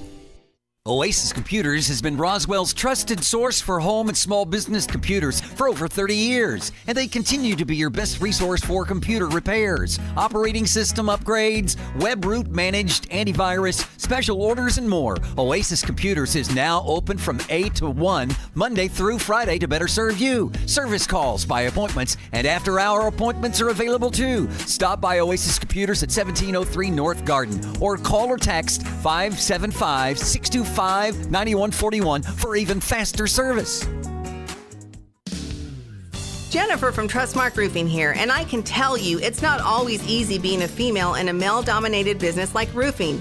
I remember one time I was at a meeting to bid on the roof for a local college, and it was me and 13 men. Well, I won that bid, and I'd like to win your business too. My dad was a contractor, and I've been around building and roofing my whole life. I'm licensed and bonded, and I've forgotten more about roofing than most roofers ever knew in the first place. But what really sets Trustmark apart is an obsessive attention to detail that ensures that everything goes smoothly the first time. I promise we will treat you right with respect, and we will make you happy. So yeah, it might be a bit odd for a woman to own a roofing company, but give us a try. Let us give you an estimate for your roof. I think you'll be glad you called. For all your roofing needs, call us at 575-755-ROOF or find us online at TrustmarkRoofPros.com. Trustmark Roofing, we put people first. Hi, I'm 5th District Judge Eileen Reardon. When I put on that black robe, my thought process zooms in and focuses on the law. Nothing but the law. Just because I like you or don't, or because you're a Republican or Democrat, in this courtroom, it doesn't matter. The evidence presented and the law that the legislature passed are the only things that matter. This is hallowed ground, and I don't play favorites. I rule by the letter of the law. I'm 5th District Judge Eileen Reardon, and I'm asking for your vote November 8th. Paid for by the committee to elect Judge Reardon. Steve McCutcheon, Treasurer. I'm Judge Reardon, and I approve this message. VLBK picks his way, breaks a tackle, he's gone. West Texas. He's into the secondary, and it's a track meet. The 806. He's going to score. Touchdown, Red Raiders. No matter what you call it, Raider power lives here. It is good. It is good. Join us Saturday. Tech hits the road to Fort Worth to battle TCU. Our coverage begins at 10 a.m. Yeah, baby. Saturday beginning at 9 a.m. on AM 990 and 93.7 FM KSBP. If you plug your nose, you can't tell the difference between an apple, potato, and an onion. Unless you open your eyes. Here's Mike Winters. And good morning. It is 20 minutes after 8 o'clock, and joining us in studio this morning, Superintendent for the Roswell Independent School District, Brian Luck, back with us. Morning, sir. Good morning. How you doing today? Pretty good. Kind of a cloudy day, but we're doing pretty good. Yeah, I'm not going to lie. This was like, it's been cooler and things, but today felt like the first full-on fall morning to me. It did. Yeah. The trees are turning. Still. Yeah. Trees are turning. You got leaves everywhere. Roswell's such a pretty place. Yeah. And to boot, because I come in still dark, they've put up some of the Christmas lights downtown. So a lot of the trunk portions of the trees have lights on them. So it's kind of like a little magical feel to it a bit. Yeah. Heaven forbid you feel good about coming into work. Yeah, that's a weird thing. Well, I'm guessing schedules got pushed around a little bit here, so the school board met on a night that's not normally their monthly meeting night here. Hence why we're talking to Brian a week early this week here. So, but the school board did meet last night for November. Yes, sir. And so if you're hoping to go next week, well, now you got next Wednesday off. Just listen to us and then go back and watch it on the RSD's website. Yes, sir. Yes, sir. Election coming up next Tuesday night. That's right. It is like that. So that makes it a little hard for you to do. I didn't think about that. And our thought there was, let's let people deal with what they need to deal with. If they want to make, if they're late from work heading to vote, we've got parents that come in for, the pledge or different people doing presentations. Sure. And we just felt like it would probably be easier for everybody if we moved it. So let's simplify that day just a little bit for everybody. And Well, let it be for the purpose that it's there for. Well, it is an important day. Very much so. So if you have not early voted, please make sure you do vote on Tuesday here, or you got the rest of this week to early vote. But if you do not, please go out and vote here on Tuesday. Yes, sir. Good deal. So last night, was it a pretty full agenda, pretty quiet, kind of somewhere in the middle? The agenda itself was fairly regular length. We have, just some regular business kind of items. We had a couple really neat presentations at the start of the meeting that set a really nice tone for the meeting. So we had a 90-day plan out from Pecos Elementary School. We've been doing that at our board meetings with schools coming in and presenting just what are they going to do. Sure. In our business, they're called 90-day plans. Everybody, improvement plans or goals or whatever. And last night's was Pecos's turn, and they went a little different route with it. The principal was there, and she led the discussion, and she had two phenomenal students that got up and presented with her. Nice. So as they were going through things, talking about the different data points and the different strategies that they were going to use and try to acquire, the kids were the ones that were leading the discussion. How cool and is so that? it was a neat... It wasn't just that they knew the verb or the lingo. They actually could tell you what that meant. Gotcha. And it really did. It wasn't a recitation. No, it was people that understood what they're doing presenting it. It was the part for me that I really liked was it tied a lot of things together. Yeah. And it was one of the big questions that we've been trying to answer for last year and a half is this getting through? What is the impact that we're making? Because we can spend a lot of money and we can do a lot of trainings and we can jump in front of a microphone and pontificate about all of the great things that are coming, but it really did feel nice to see some of it starting to play out literally right in front of you. And finished up their 90-day presentation, had a couple questions at the end, and then moved right into a kindergarten presentation from Pecos as well. Nice. And had two phenomenal ladies that were there. Make sure I get the names right here. They came in and did their presentation. I'm sorry, I don't have names with me right now, That's but all right. I want to say one was Miss Archibek and Veronica, and I'm going to screw up the last name, so I'm not going to try.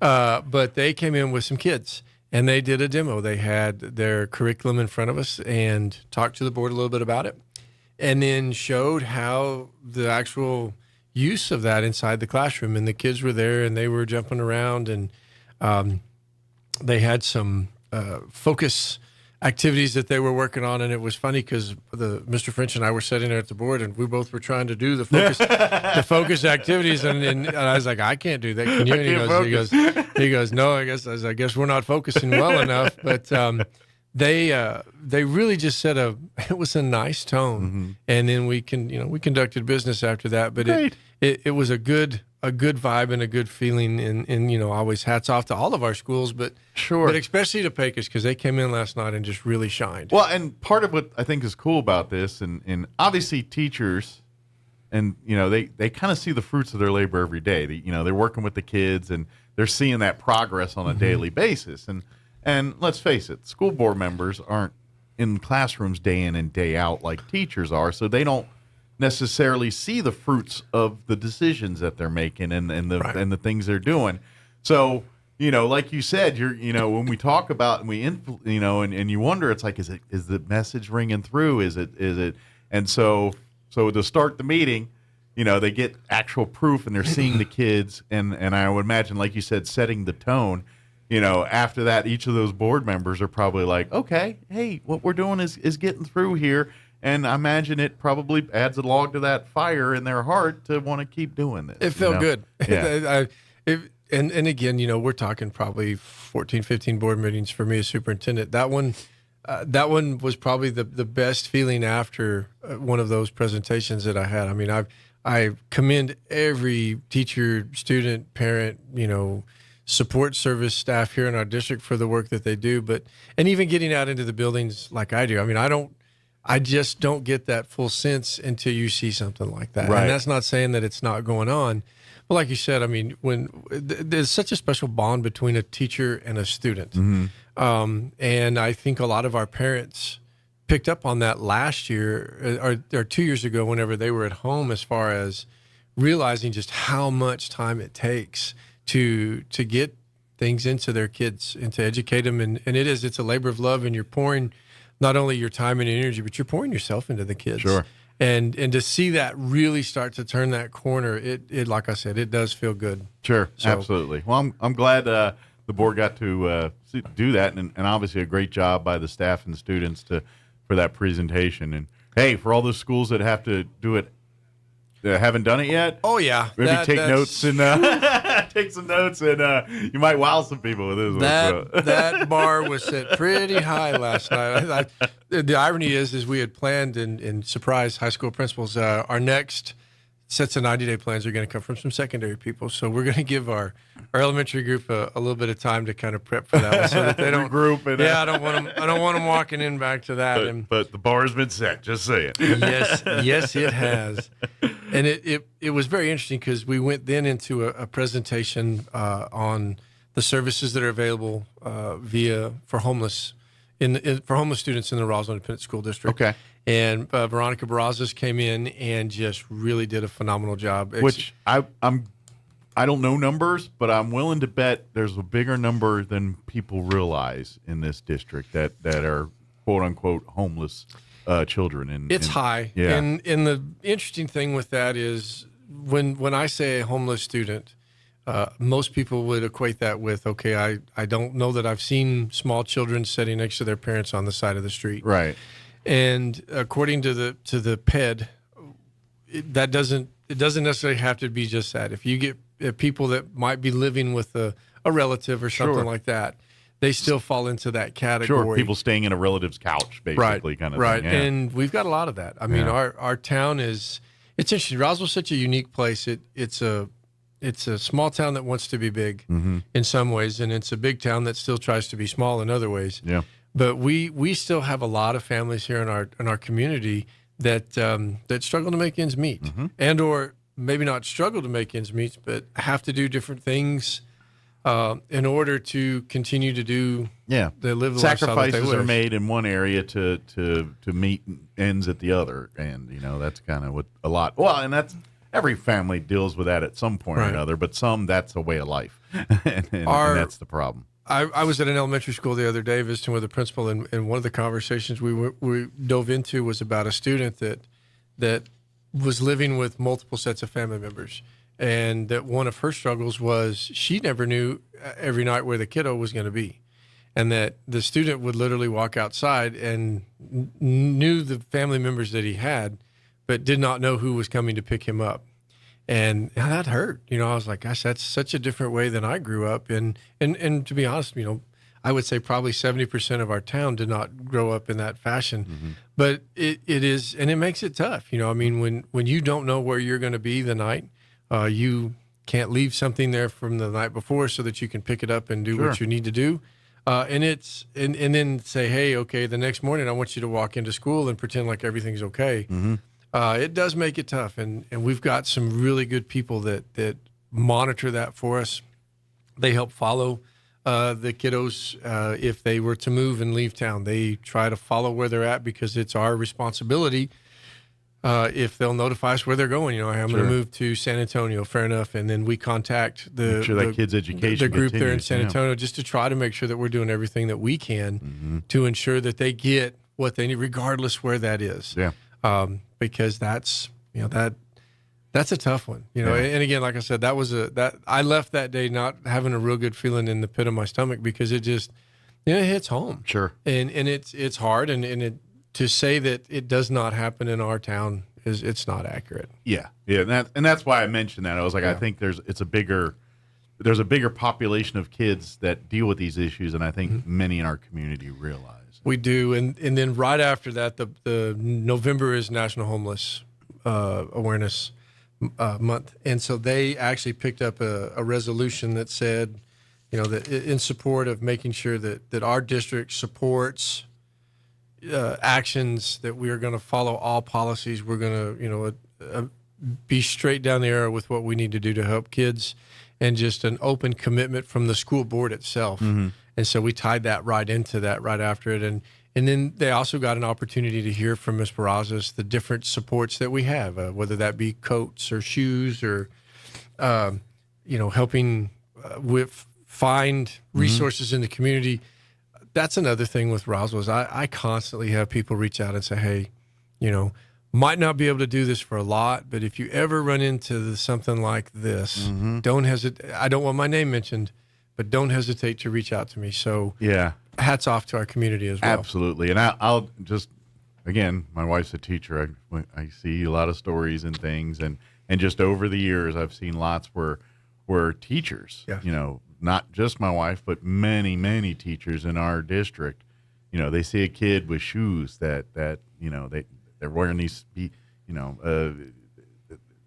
my wife, matter of fact, my wife had did it and bought them over the years. And then there's been times where someone else heard she bought shoes and got shoes donated and things like that. So it's there's a lot of heroes that are under the radar that just take care of these needs without, and that's what, I mean, we see numbers at your level, but how many of those other people, they just get taken care of because someone says, oh, that poor child needs this. I got this. And I got this. I don't have time to wait on Brian. Yeah. So I'm going to go get this. I'm going to go get this done. So we got to salute all those people, and thank you. But we'd like to get to a point where, where there's more resources for this and everything else. And so, because it is something that, our teachers look at. And it's just one of those things, when we talk about teachers, and I know my wife's a teacher, I'm biased, but that they do so many things that go under the radar that people don't realize. Right. And so all you got to do is you work, 7 months a year or whatever, 10 months a year, whatever the number is. And you're just like, okay, whatever, bud. Yeah. Well, and Ms. Barrazas and I were talking the other day, and I'd made the comment, I said, it's about time for a coat drive. And, as if you were to run into, a closet, or if you got people out there that have had, their kids are grown and probably still haven't had a chance to clean out a closet or maybe a bedroom, and you run across something like that, man, don't throw it away. If you don't donate it to a shelter or something like that, especially if it's a little kid size, we would be more than happy to take it. And that's a great idea. And if I'll help you out with that. If you can't think of anywhere to take it, you're free to bring it by central office or just take it to any of the schools here in town, and we'll get it back where it needs to go, get it good and cleaned up and get it out. They actually have a little storeroom, a little warehouse. Okay. With like a pantry almost. Or yes, sir. With holding closet. Different sizes. And I've already reached out to some of the schools to make sure where we're at. So we haven't really put the full court press on as far as getting that out yet, but if you run into that, or we've got listeners that have, it's time to clean out a closet or something like that. Boy, don't hesitate, or if not, just reach out to me and I'll come get them. I mean, that's not a big deal. Call the radio station and tell us. We'll drop them off here. We'll make sure it gets in the right hands. Absolutely. Because I think you're spot on. I mean, I'm the son of a teacher, and I can tell you multiple times that things would go to school and they wouldn't come back, and I'd ask my mom, what happened to that? And she said, don't worry about it. Yeah. Hey, that's good. Or a sack full of, Cheez-Its and things like that would go. And I was like, where's that? Oh, I left it at school, darn it. For many years, my wife used to have this big bag of Christmas presents sitting in our closet. And I'm like, whose present? He goes, there just in case kids forget. I'd bring presents and have, just little things like that. It's just stuff that, and for years it'd be sitting up there. And it's like, in case people forget presents. Right. That's this kind of stuff they do. Well, they assume such a special place in the kids' lives. Yeah. And you take that away for a year or two, and it's a tough turn back on, and it really does show people what they missed. Mm-hmm. And again, you can't write that down. You can't put a number to that. Yep. It's just dadgum special. Yep, absolutely. So please, thank you to every single person that does that, and you know what? Let's participate. Work with the schools on for folks that are wanting to do more here. Sure. Talk to the office here and say, hey, how can we get involved? How can we help? And let's see if we can blow this up into something pretty big, a big, well-run, well-organized side of the RSD that's out there. So What a novel approach. Yes. All right. I know we got a little off topic there with our meeting, but we'll bring it back in here. Now, on the then Mr. Bewley came in with some assessment updates. I think one of the biggest one is the Nation's Report Card that came out a couple of weeks ago, and where New Mexico ranks, and it's dead last. And we were fielding questions from the board. We don't have a Roswell report. If that's available, we don't have it. Right. I understand how it is. With radio, they talk about ratings, Armatron ratings and all. Well, they only do that in the major 25 markets, larger, like Albuquerque's a rated market. Mm-hmm. You get down here, and if we show up in numbers, it's because we're not in the Albuquerque market, but sometimes we show up in that so ratings aren't relevant here. And despite what radio salespeople tell you when they visit your businesses, it's not that relevant around here. But anyway, because they're trying to sell you something. Anyway, but I imagine it's similar in that vein where, they're looking at Dallas. They're not looking at Roswell, New Mexico. Well, and ironically that you bring that up, the one town that was mentioned on there was Albuquerque. And so there was a slide there that did talk about Albuquerque and changes and no changes. And I think the biggest thing for me that I would like to get out to the public or make sure that everybody understands is we know where we're at. Mm-hmm. We're not running from it. We're not hiding from it. And we have work to do. We've put a lot of time. I've got a great group. But I want to brag real quick on my curriculum and instruction office for just a second. They've put together a plan to try to regroup and then not only regroup, but then push. Gotcha. And I really think that we're going to get there. We've got our middle of the year, our MOY test that are going to be coming up here December, January type. And we're really excited about the data. Some of the preliminary work, and it's interesting, people say, well, we're always given a test. And I'm like, I know that. But part of the other side of that is we have to be able to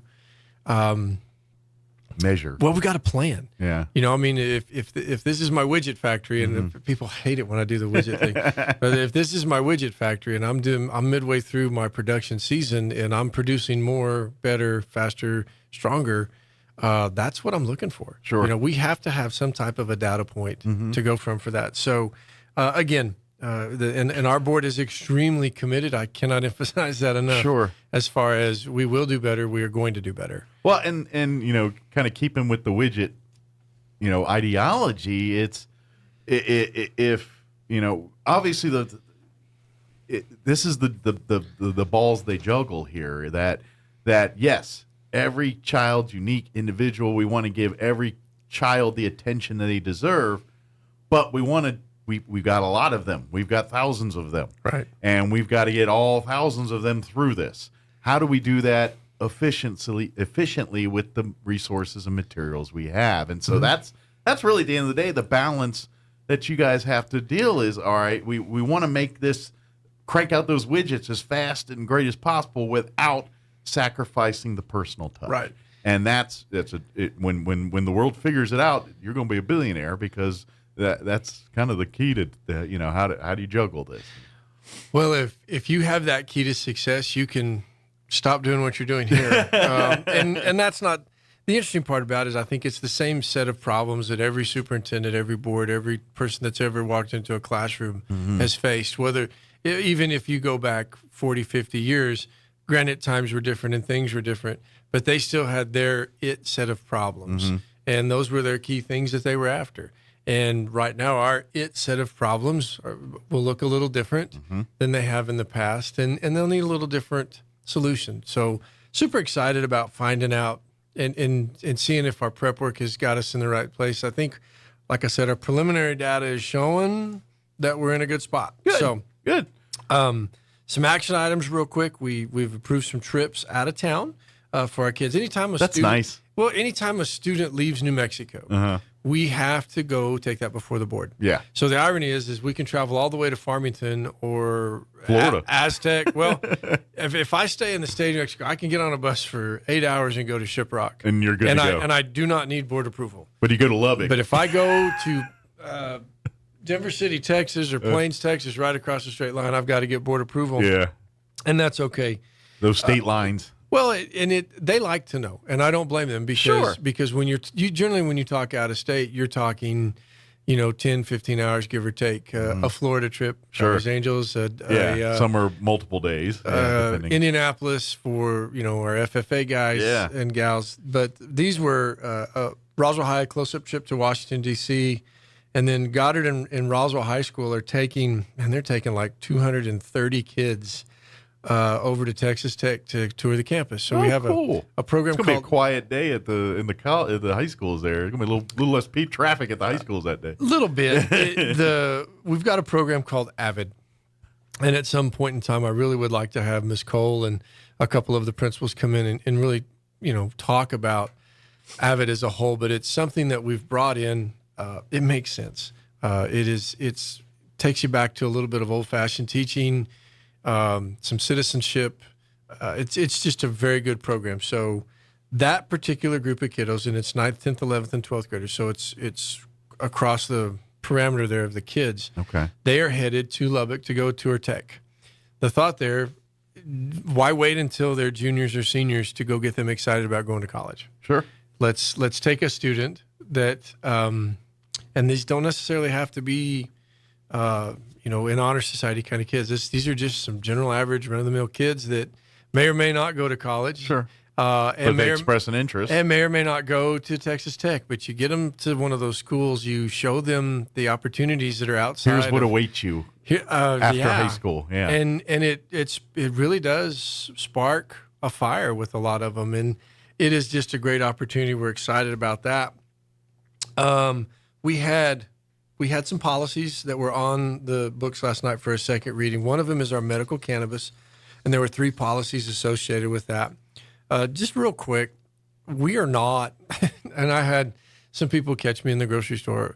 When we look at medical cannabis, what we wanted to do was make sure, because that policy is not currently in existence anywhere. And state law says that if a doctor prescribes it, we have to let it happen. Sure. So we wanted to get in front of that policy. I had somebody say, "Well, are they gonna be able to smoke?" No, it's not that. And let's face it, and I'm not an expert, but if it's medical for children, it's probably in a pill form of some kind. So it has. So our policy, our potential policy will state that it has to be. But then it has to be regulated, just like any other medication given at the school level. Yeah. It has to be accompanied by a doctor. Sure. You have to bring it in. You have to take it at particular times. It'd be just like if a child got prescribed pain meds for a root canal or something, and they got to take their Percocet at noon or something. It would go to the nurse would administer it, and so it's treated exactly the same way. And I said the word, and I was not trying to offend people, and I don't think I will, but I said if you substitute the word Ritalin for cannabis, everything flows. It's not anything that we're attacking one over another. Sure. It's a nameless, faceless policy that's in good practice. Sure. So we did have that, we thought, ready, and we ran it by legal. And then it wasn't so ready. Well, and ironically, yes, there were just a few minor changes that they wanted to make before we went ahead and put it through. We weren't in a rush for it, so we went ahead and tabled that one for last night. We pulled it off the agenda. It's better to get it right than fast. That's exactly right. Yep. Now, we did have a policy about using Narcan and having Narcan on campus, and then a Narcan checklist for staff, training, buildings, et cetera, and then an opioid overdose policy. So does that get to a situation where at some point all staff will have to be knowledgeable on how to use it, or is it? Well, it's voluntary with that. I mean, they don't have to come in. Because didn't they do the same thing with the defibrillator deals that are in kind of some places? So those are posted in the buildings, and usually the nurse has those at the smaller schools. But we've got those in the high schools at a couple of different common places. Okay. But more like your EpiPen would be what that is. So, and if somebody's not comfortable with it, I'm not going to ask them to be certified in that situation, but we do and have had situations.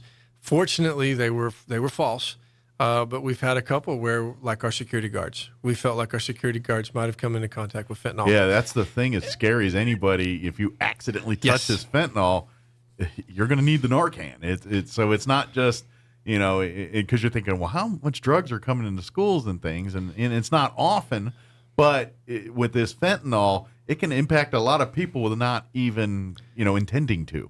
Well, that's we had the problem. We had a fight one time at the high school, and after it's all said and done, we had, EMS come in because there was a a potential medical incident that happened afterwards, and they're gloving up and masking up, and this is before COVID ever was even a thought, and we're like, that seems a bit overkill. We're sitting there, and you just got this crazy look in your eye because you just had to deal with that, and they're like, well, we're precautionary over this, and we all looked at each other like, you got any more of those gloves? Oh, we were too. You just didn't see that right now, but no, we're making sure that we're being proactive with that. Sure.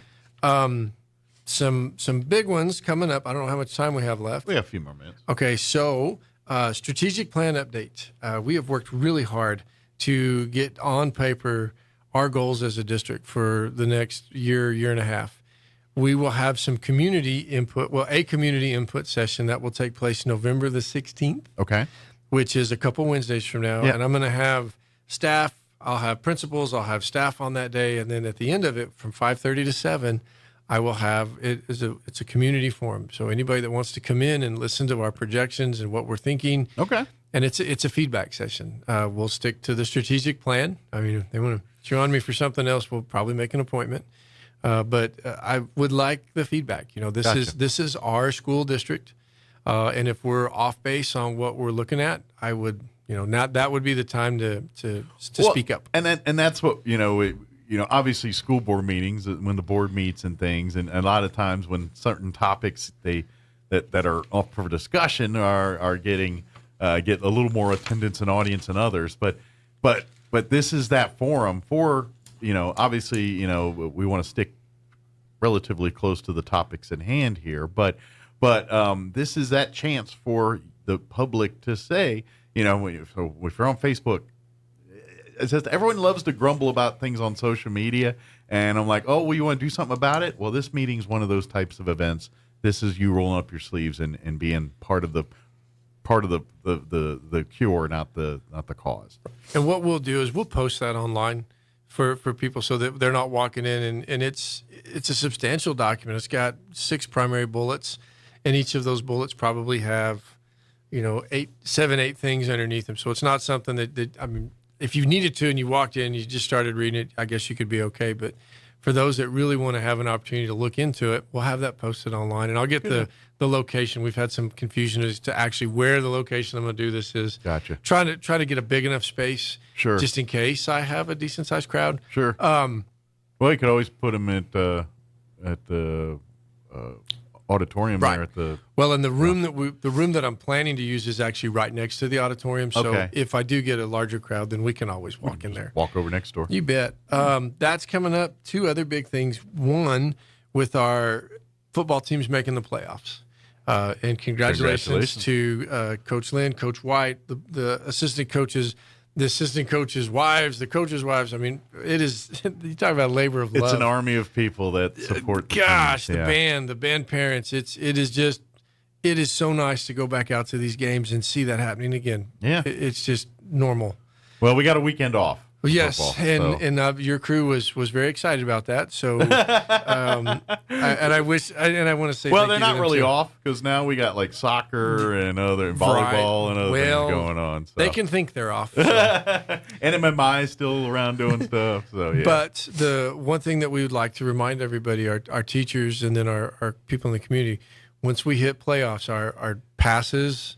Don't work. So your activity passes don't work. And then our teacher badges don't work as well. Yeah. But the other big one is that we are going, when this happens, we go back to an MAA setup, which is online. So our tickets will be all online. And Mr. Cooper in the athletic office is going to get out all the information on that as soon as we set the dates and times of the games. I remember like last year, it was a lot of them you had on your phone, and you could kind of scan it in when you come into the gate there. We chose as a district not to go that route this year. We felt like it was just maybe a little more hassle for our community than it was worth for Britt. Okay. I'll be honest.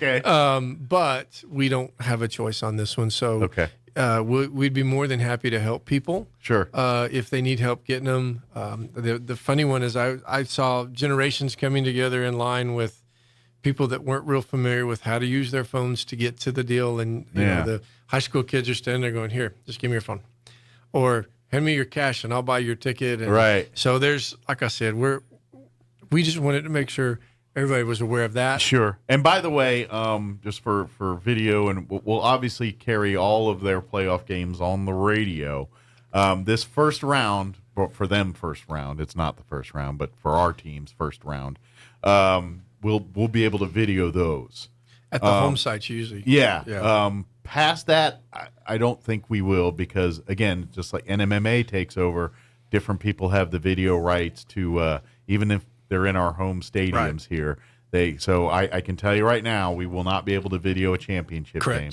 Odds are pretty good. We're going to have at least one, probably two teams from our district that'll be making an appearance in that. Which two? We got to play the games first. But well, and when that happens, I would advise that you buy a ticket. They're not heavy. Yeah. And you can carry one on into the game and come and cheer. And really, high school football in New Mexico, I mean, everybody always talks about Texas.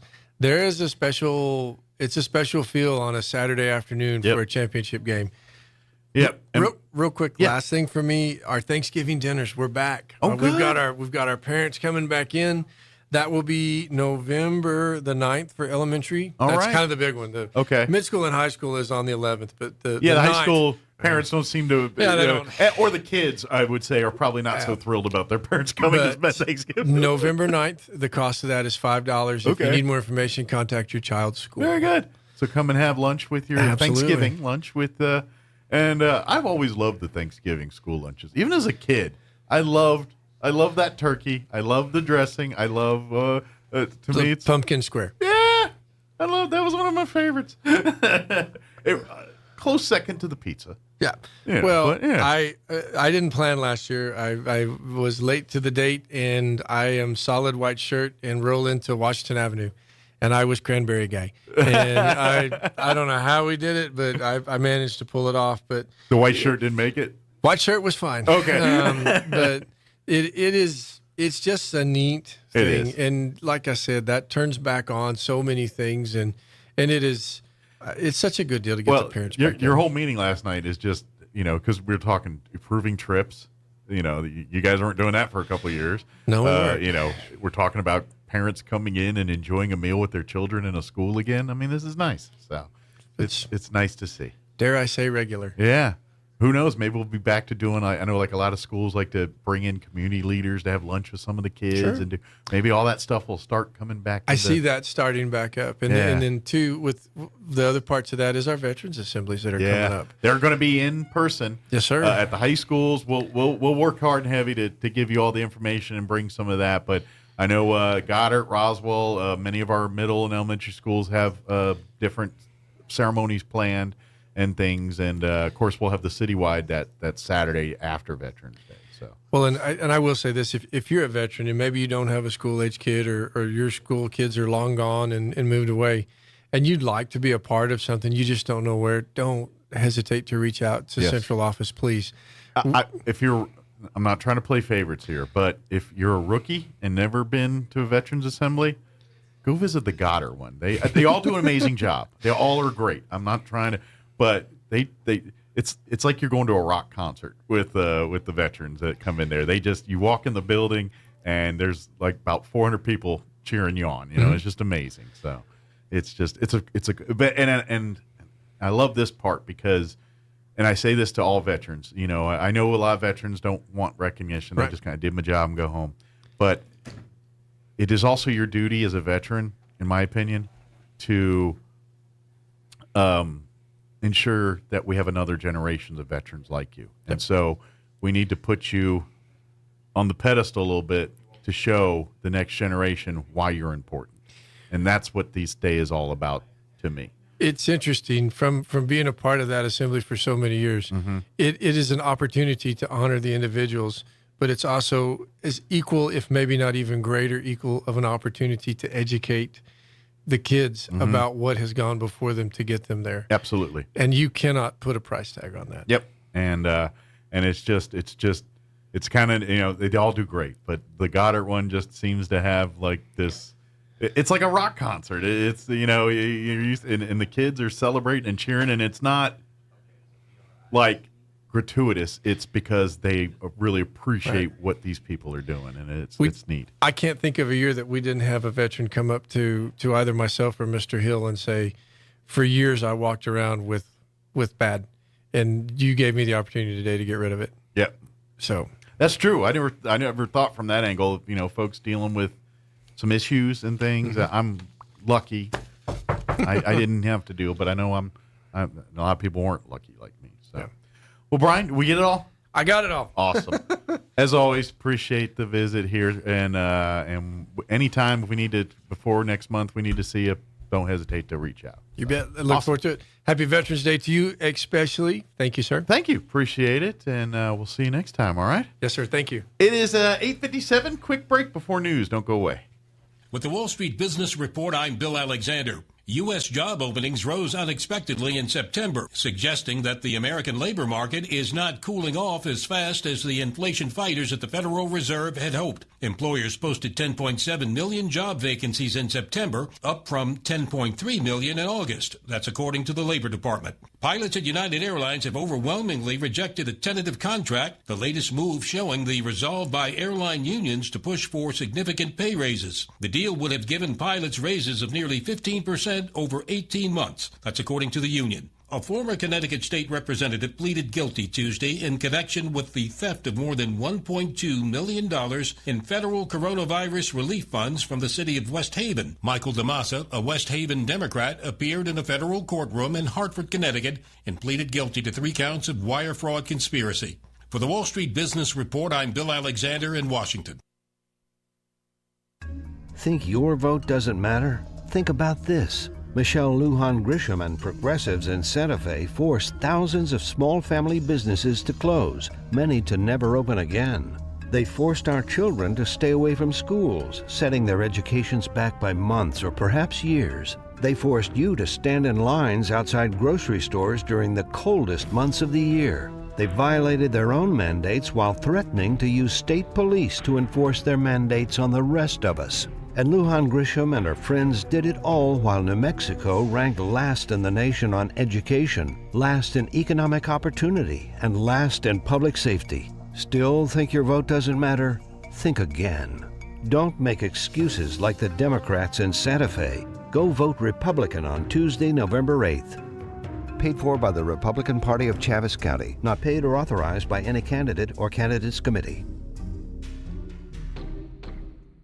This is Larry Marker, independent write-in candidate for Commissioner of Public Lands. Together, we can take back our public lands while preserving the integrity of your vote. It's easy to vote for Larry Marker. On your ballot, go to the space provided for declared write-in candidate. It's under the heading Commissioner of Public Lands. Mark the oval and write in Larry Marker. Together, we can take back our public lands and preserve the integrity of your vote. Go to LarryMarker.com for more information. Thank you. Larry Marker, independent write-in candidate for Commissioner of Public Lands. Paid for by the Friends of Larry Marker.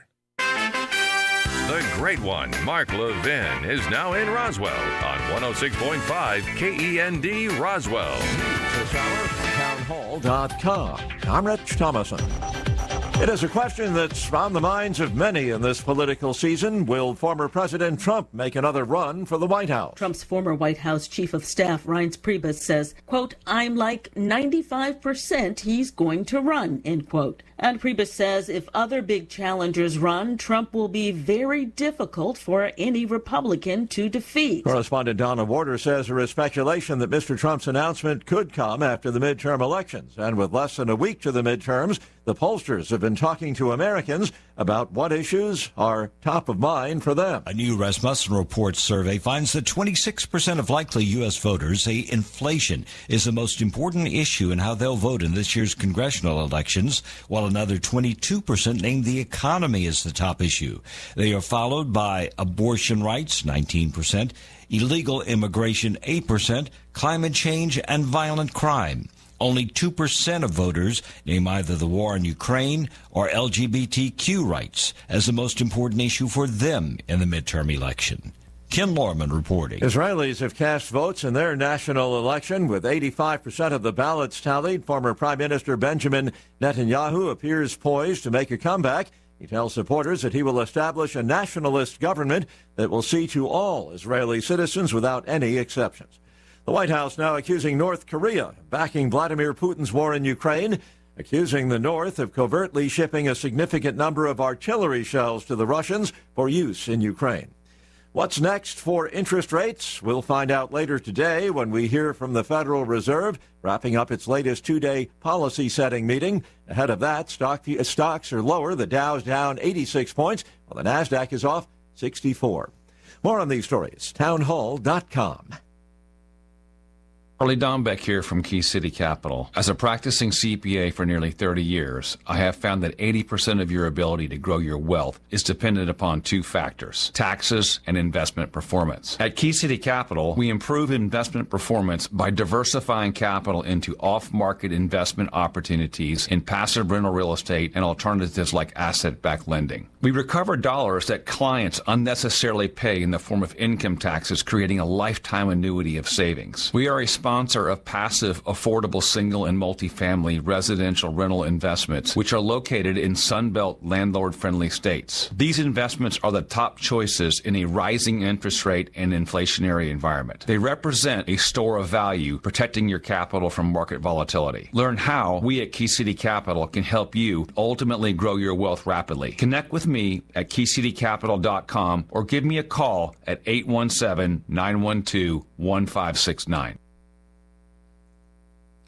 Kenya is deploying its first peacekeepers to the Eastern Democratic Republic of Congo, where the rebel M23 group is behind deadly violence. The BBC's Richard Kagoe is in Nairobi. The Kenyan soldiers will arrive in the Democratic Republic of Congo as part of the East Africa Community Regional Force. Kenya Defense Forces have been deploying logistical support systems since September in readiness for the planned operations against the rebels. The contingent's first mission will be recapturing the border city of Bunagana that was seized by the M23 in June. The East Africa Community agreed on a troop deployment deal to combat rebels early this year. DRC has accused Rwanda of supporting the M23 group. Kigali has denied those accusations. Taiwan welcoming a pair of experts from China to help with an ailing panda, a rare opportunity for contact between the sides. The two experts arrived today. The panda suspected of having a malignant brain tumor. News and analysis, townhall.com. United Airlines pilots turned thumbs down on their employer's latest pay offer. The raise is nearly 15% over 18 months. It's the latest showing of resolve by airline unions to push for significant pay raises. The Airline Pilots Association reports 94% of pilots who took part voted against the proposed contract. The union says it's determined to win an industry-leading contract that recognizes the pilots' contributions to United's success. The contract rejection is being announced one day after pilots at Delta approved a symbolic strike authorization vote to protest the lack of a new contract. John Scott reports. Cities and counties across the country are pushing measures aimed at stabilizing or controlling rents at a time when housing prices are skyrocketing. Voters in Orange County, Florida, and several California cities are asking voters to approve ballot measures that would cap rent hikes. More on these stories, townhall.com.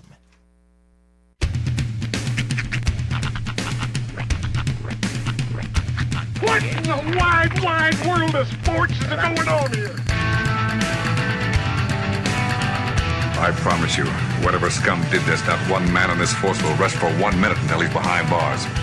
Now let's grab a bite to eat. Yeah, come on. I feel the hot wind on my shoulder and the touch of a world that is older. I hit the switch and check the number. I leave it on and then I slumber. I hear the rhythm ringing through it. Flamenco guitar and cumbia music. I hear the talking of the DJ. The travel listen, what does he say? I'm on a Mexican radio.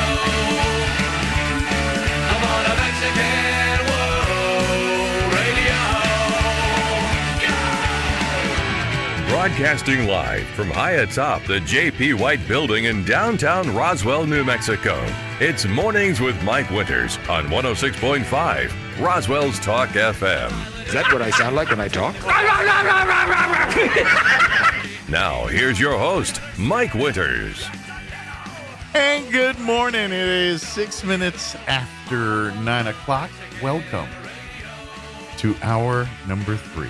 Trace Inviernos of Mornings with Mike Winters, right here on 106.5 Roswell's Talk FM. I mean, yeah, they could have made him like a keychain or something. Yeah, this is weird. All right, this is taking a twist, and I ain't gonna lie, I'm a bit unnerved by it. I don't know what you believe about the supernatural or the supranatural. That's one level up. Yes. So to continue the story from earlier, I had shared with the audience, if you weren't listening, you can go back and check it out. My uncle passed away several weeks ago. My cousins put out an obituary and talked about how his dying wish was for the Dan Snyder to sell the Washington Commanders, to sell them outright. And so it got some legs. Fox picked up on it, not Fox News, Fox 5 News. Yeah, Fox, the local DC Fox 5 News picked up the story and ran a whole news story on my uncle's obituary, and my cousin was in it. It's pretty good. Right. And that then covered last hour. Yes, we covered last hour. And then I'm like, all right, we're here in the hour, top of the hour news break. Let me see what's going on here and see any updates to things. And the first thing I open up on Twitter is a tweet from Forbes magazine, which sounds pretty. It's got a blue check mark and everything. Well, hold on. Well, we'll get to that. Yeah, no. Well, they may have to charge for that now. But, yeah, exactly. Yes. But exclusive. Dan Snyder hires Bank of America to sell Washington Commanders. Say it ain't so. I mean, this can't be true, is it? If this is true, that's pretty interesting. Maybe he was. My uncle's got an ear up there. Well, you know, we're all being in trouble. Let's just say he was watching the news. Let's just say Dan was just laying in bed and Uncle Jim, comfortably, sipping on his cup of baby blood the way he does, right before bed, warm baby blood, and watching the news. And that story came up, and Uncle Jim, he's like, you know what? That's it. He's like, okay, so he sets his cup of blood down, and he's like, there's a revolver next to him by the bed, but there's also his contract with the Commanders.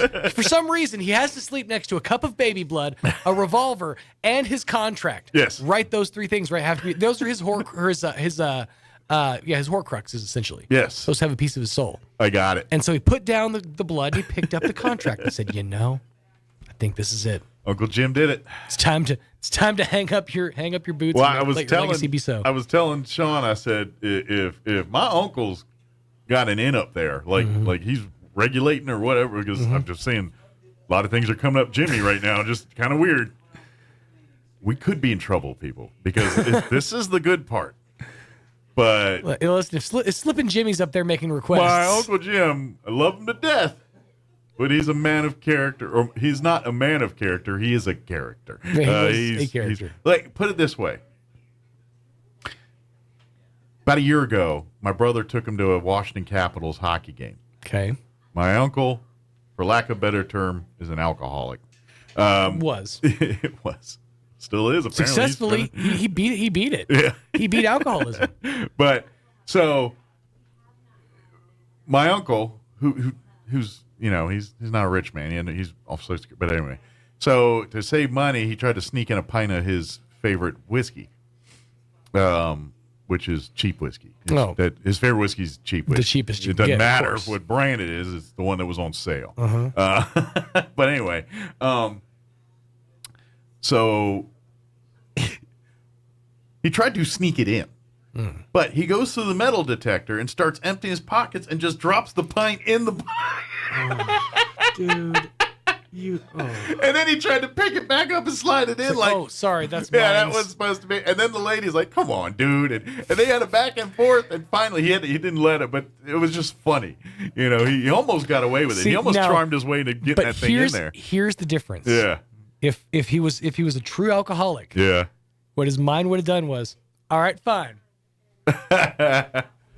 And to be honest, just emptied the thing. I think what actually happened was he went back this way, did it, and then got back in line. Right. So I think that's what. And then, but yeah, he was. So all I'm saying is, if he's got God's ear right now, prepare for some other weird things to all of a sudden happen. Like if there's not enough weird going on in the world for you, Uncle Jim's got God's ear, and we might be in trouble. Uncle Jim, take the wheel. No, wait, don't. First blow into this, then take the wheel. Oh my goodness, that was. I don't. May he rest in peace. Yeah, and Do you think he just like won a race, like won a horse race up there, and they the stakes were one God wish? Hey Jim, send me a message. Tell me the numbers. I'll go buy a Powerball here, and I'll take that $1 billion. $1.2 billion. Yeah, I'll take that bill. I'll even keep doing the show. I promise. I'll keep doing the show, even if I had 1.2 billion. You can buy a stake in the Redskins, or excuse me, the Commanders. Maybe I'll be the one. There you go. They'll sell it. I'll buy them for Dan. The circle is whole. That's right. And I'll fix the team. I'll fix them. I'll fix them. Oh yeah. Oh yeah. I'm not going to be Dan Snyder. I'm going to be way better. From ashes to ashes, the Mike Winters story. That's right. That's right. I'm gonna Savannah Bananas the Washington Commanders. There you go. They're the Harlem Globetrotters of the NFL. Hey, they're already clowns. Might as well make a book off of it. The Commander Bananas. Yeah. Commander Bananas. They already ruined the franchise. Might as well make it something better. Right. All right. We're gonna have the folks from the Roswell Communal Theater join us here. Alethea Hartwell, Beverly Coots, and Bryce Hager are gonna join us. Friday night is their big Mission Improbable. The next one coming up here. So we'll talk about that and other things happening at the Communal Theater.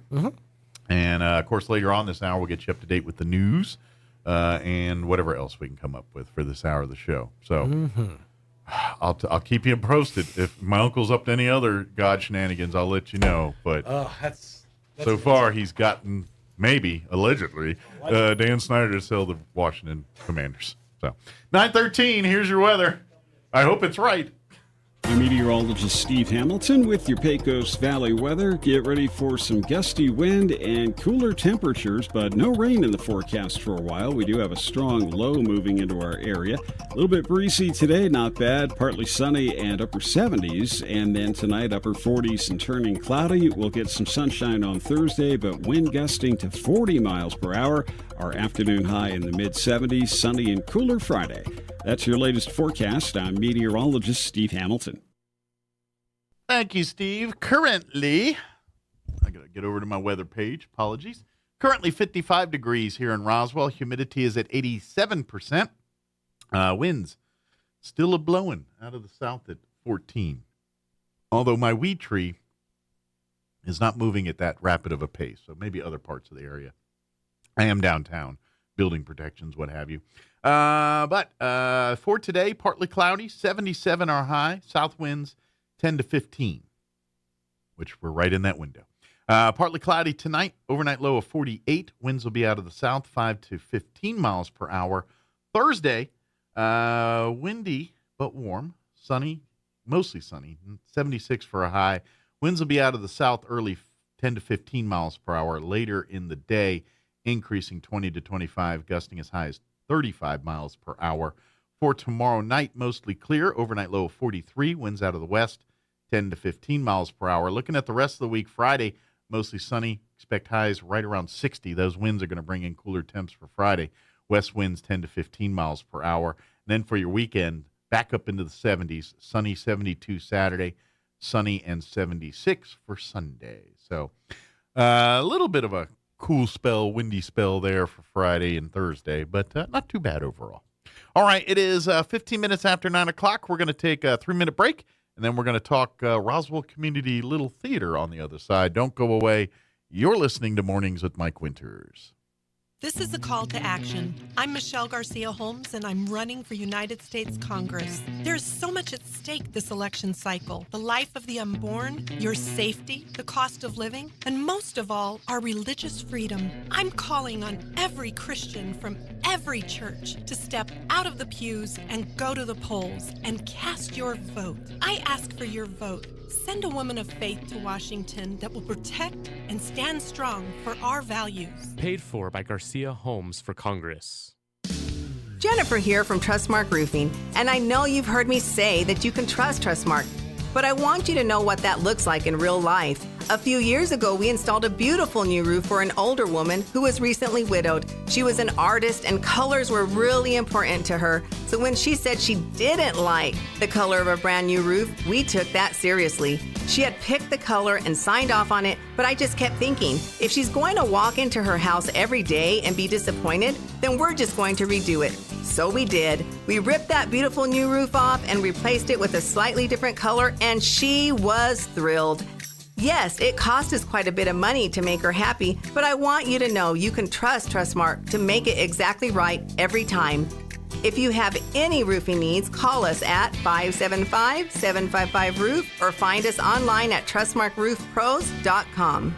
Trustmark Roofing, we put people first. Eastern New Mexico University in Portales is proud to offer potential students the opportunity to attend ENMU tuition-free with the New Mexico Opportunity Scholarship.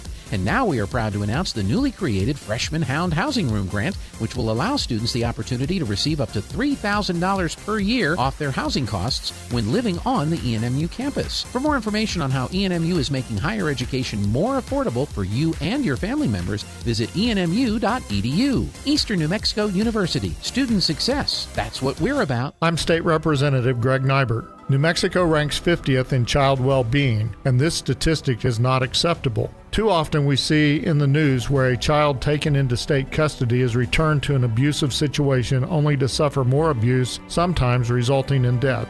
Chaves County is not immune. Chaves County CASA and its staff and volunteers understand the system and where things go wrong. I have met with CASA to understand how we need to create a better system of caring for abused and neglected children and to break the cycle of abuse. I listen to local experts and then engage the state agency at the highest levels. I will support legislation to bring about positive change. I ask for you to vote for me, Greg Nybert, to allow me to continue to be your effective conservative voice in Santa Fe.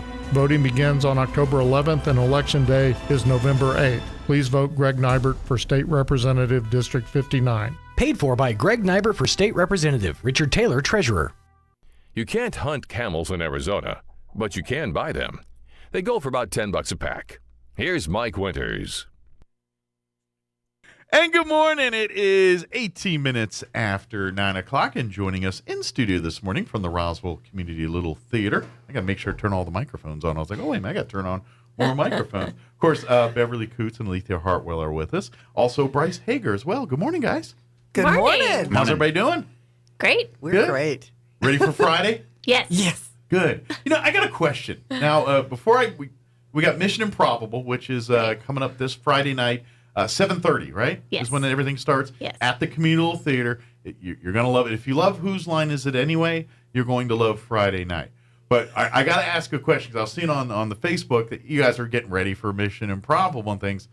How do you prepare for Mission Improbable? Because in theory, it's all improv, so you don't know what's going to get thrown at you. So is it just practicing random think on your feet type exercises, basically? Is that the training for this? That's exactly what it is. So we just play like different improv. Actually, I think rehearsal sometimes is funner. Oh, it's fun. It's so well, fun. And let's face it, because let's face it, you don't have an audience. Right. And, so the filters are a little different, probably in rehearsal than when, Oh, no, she calms us down. I'm like, guys, chill. So, very cool. Yeah. So I'm curious, what kind of exercise? Give us an example of some of those exercises. Yeah, so we play, I've got a game, one of my favorites is called Gibberish Expert. Okay.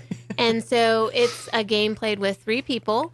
And one person is the expert, but they can only speak in gibberish. Okay. And then another person is the interpreter, so they interpret what the gibberish expert says. I gotcha. Okay. And then the third person is an interviewer, so they ask questions. So none of them know what's going on at first. Like gotcha. I usually will say, you are an expert hot air balloon pilot. Okay. And then the questioner will ask questions kind of based on that. Okay. And the interpreter just makes it up. Okay. Because you can't read their minds. Sure. You don't know what they're saying. But I would even say the person that's the gibberish talker has to be, because you got to do it in character, right? I mean, so if you're a balloon pilot in your head, what's a typical? Do you want to do it like a hoity-toity type sound? Do you want to go a little rednecky? What's your angle here? Right. Yeah, and it's a lot of fun. Which causes the translator to have to adjust their and obviously the reporter. I'm just pointing you guys like you're the reporter, you're the thing, but you know what I'm saying. It's kind of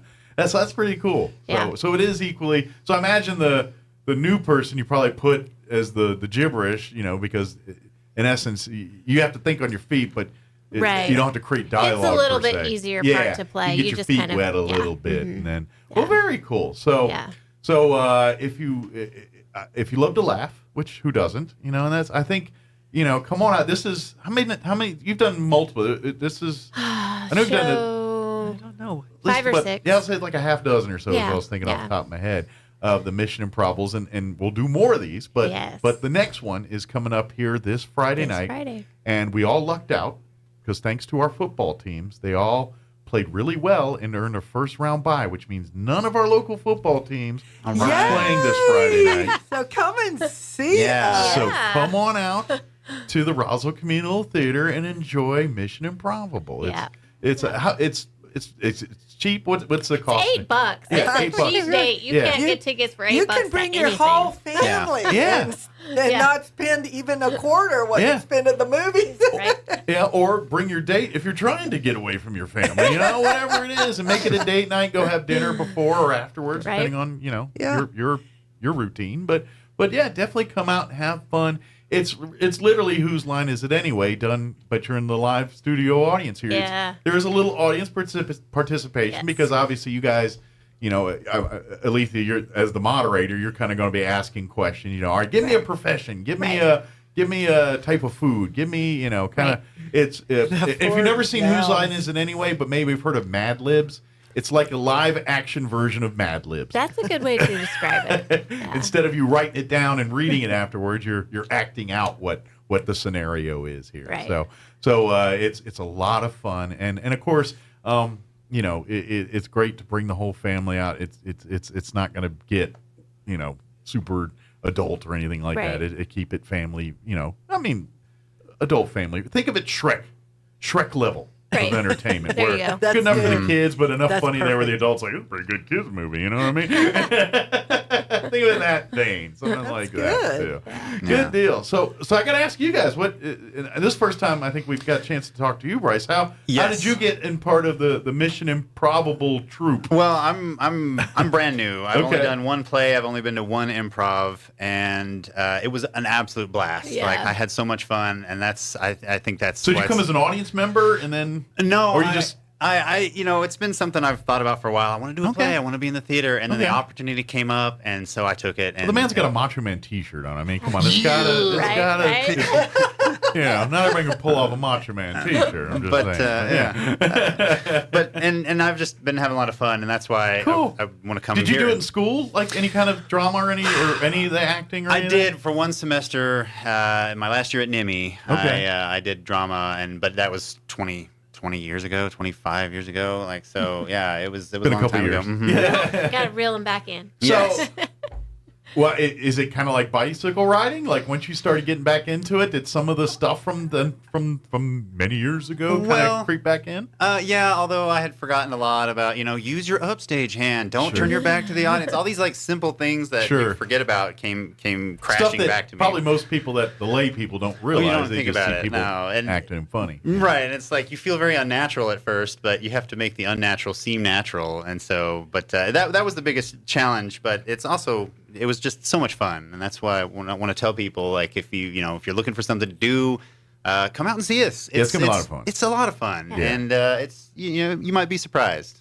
Yeah, it's just a night of laughs and fun, and you're gonna get out of there and go, that was a good time. We should do this more often. They're like, yeah, well, good news. We do this every couple months or so. So we get to do this. But and I imagine, in the audience might find some new cast members, and I'm sure you're always looking for more players and things to come and have some fun. I know Beverly's one of your veterans here, but I'm sure you're always looking for more people to kind of come and bring their personality to the troupe there, to the whole thing, and that's really where your quality is the personalities of the people that are because that's what makes or breaks improv. Yeah, and how well they work together. Yeah. So improv is great if you work as a team.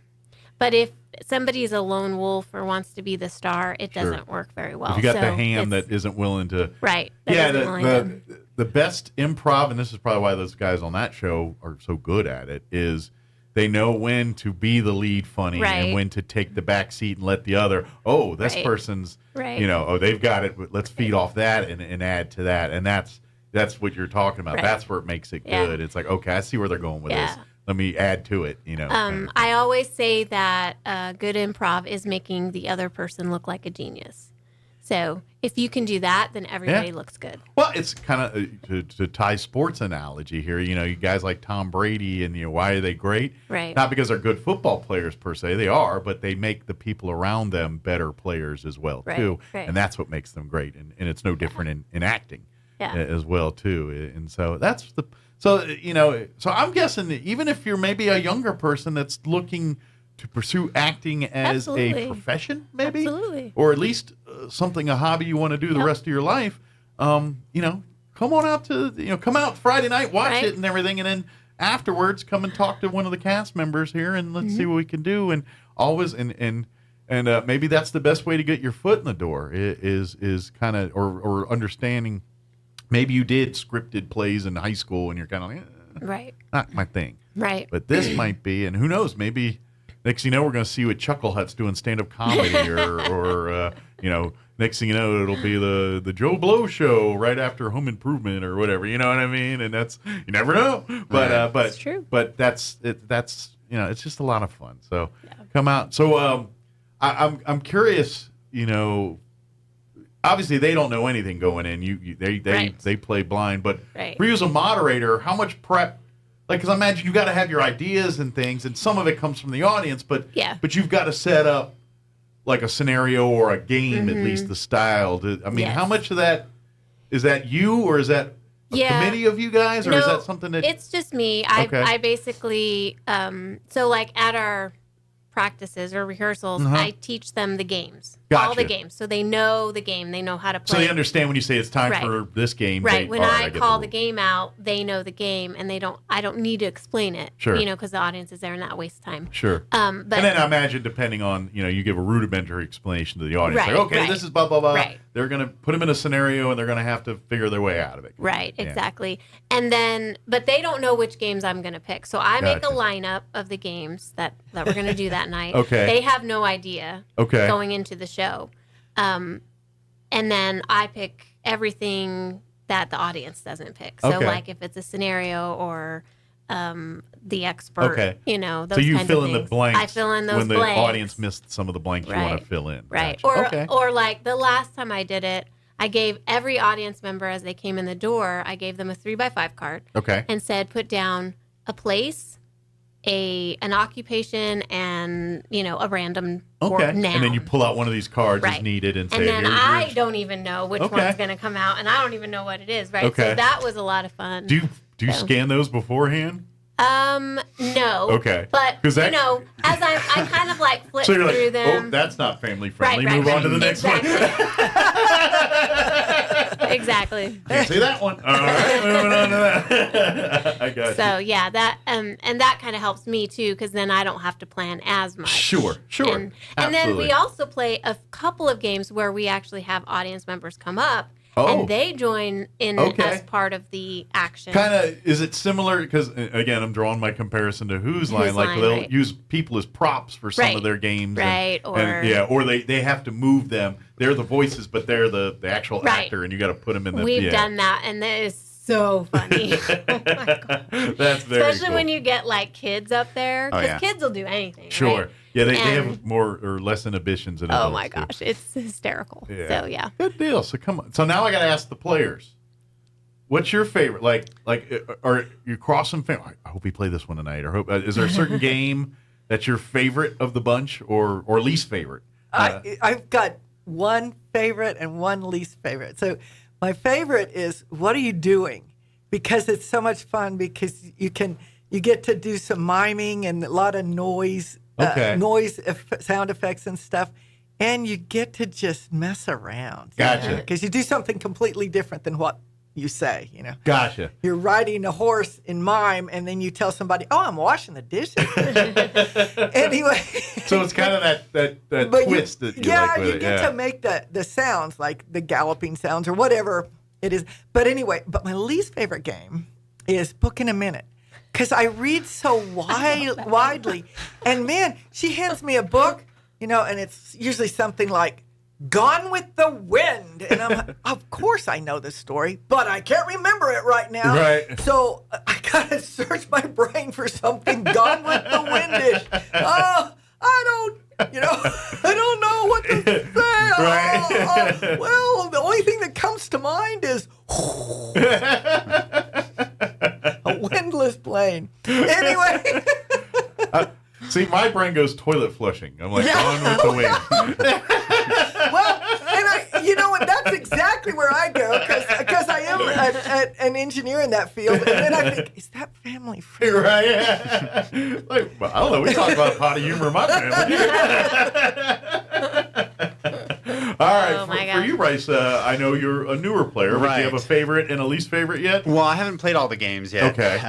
But so far, my favorite is a new one that our buddy, this young guy, Jacob, introduced us to called Beastie Rap. And that's where you get a little beat going, and then someone, usually an audience member, ideally, will pick a short 3 or 4 letter word that's easy to rhyme, like dig or something like that. And then something's got a lot of options. Right. And so the first team will say, okay, that's the word. But the you get a beat going, you know, you get a little, and then you have to come up with a rap style like introduction. Like, so if it's dig, you say like, grab my shovel, got to, and then your team will shout out dig. They have to guess. Right. And then there's another team who's keeping the beat, and then somebody else has to come up with a word that rhymes with dig that they need to get their team to shout. So like, I'm on a farm and I raise a pig, and so then it goes back and forth until a I team eat too much messes pie up. and I get Yeah, exactly. So and on and on. Yes. All right, cool. And back and forth it goes until somebody messes up or repeats a word. It's hard. It's very hard, but it's fun.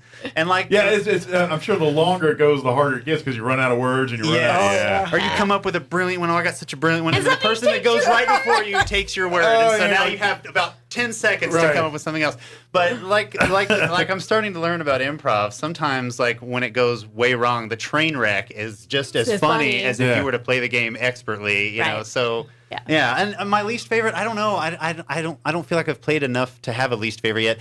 I would say Book in a Minute, just because, like, what if you like the most fun is if it's a book you've never heard of, because then you just have to wing it. But if it's a book you have heard of, that's actually more difficult because I know this book, and if somebody else knows this book, I might be able to work in some jokes or something. But if they don't, or if I can't remember, then it's not going to be as funny. So it's best to me, I think, just to kind of just like, I have no idea. Let's just make something up. Right, just play along. Gauntlet of Wind. Well, it's it's sometimes when I play that game, I just make it up, even if I know the book. Right. Because it's funner. It's funner. Yeah, that would be, and then, or even if you know the book, but put a weirder twist on it. Right. Like this guy, he's crazy or something. Right. And you're like, right. talking about Abe Lincoln. Whatever it is, the story. So she gave me Moby Dick once, and I've never actually read Moby Dick, but I knew some of the story because we used the Pequod in the church play. So that's all I could think of. I got to get the Pequod in there because that's such a great word. There was years and years ago, I don't remember if it was an advertisement for like an audiobook company or something. Wow. But this was like even before the digital age here. But I just remember a commercial that used to play ad nauseum during the middle of the day when I was a kid. And there was like something where a guy quoted a line from Moby Dick and he goes, "There she is, a hump like a snow hill, it's Moby Dick." And to this day, that's stuck in my head. So when I think of Moby Dick, I think of that one line from this commercial for like about audio. There would be your book in a minute. It'd be 30 seconds. There's my Moby Dick. Funny. Oh my gosh. Yeah. So I can see how there'd be a lot of fun. It's a blast. So I'm curious. Is I mean, obviously you want to work together and but is there some fun in trying to stump each other sometimes with, you know what I mean? It's like you get to a point in the game and you just, I'm going to get them when they say they're going to go break kayfabe or laugh, or, you know what I mean? Do you try to do that to each other sometimes? I got to tell you, one of the things that I've enjoyed so much working with Alethea, because she studies improv and she knows it. And so I'm real confident when I listen to her. I know that I can trust what she says. Right. And she's really kind of knocked that out of me. Yeah. Okay. Because I'm always the one with I want to be the person with the last word. And that doesn't work in improv. Sure. It just doesn't. But those mess ups, they actually work great when it's just an organic. Like if you're trying to do it, it doesn't come out funny. But like when you watch Saturday Night Live, and they're always over the years that there's always been bits where they broke kayfabe a little bit and kind of started laughing or kind of got out of character a little bit. and those turn out to be the funniest moments, Yeah. in those clips. But it's funny because it happened organically, not because someone tried to. Right. I'll tell you, sabotage, with these young guys, one of the things that happens fairly often is they do like a jump kick or a huge physical move that just breaks everybody up. And it stops us for a little bit because we're so amazed at this comedic physical action. And then we kind of, and then we all crack up because, well, I can't do that stuff anymore. And it really, and it's sort of like an exclamation on the end of whatever we're doing. Okay, let's regroup. Yeah. Staying in a character is not as important in improv as it is in a play. Sure.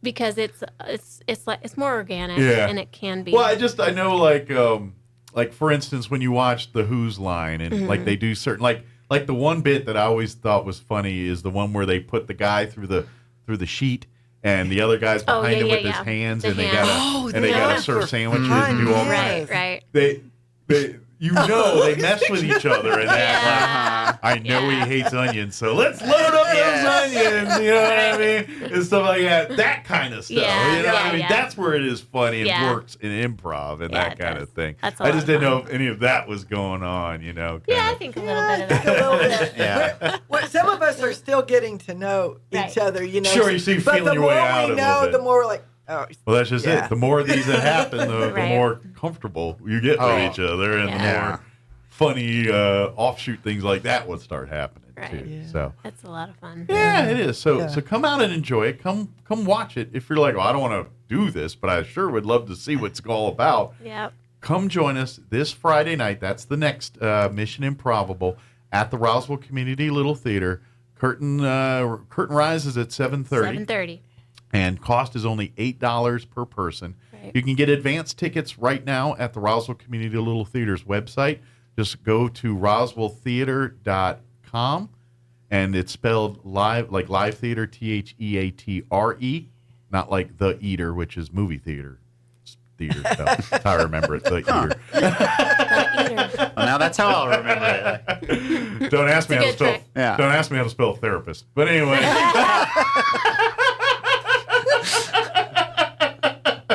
Y'all do your own math on that joke.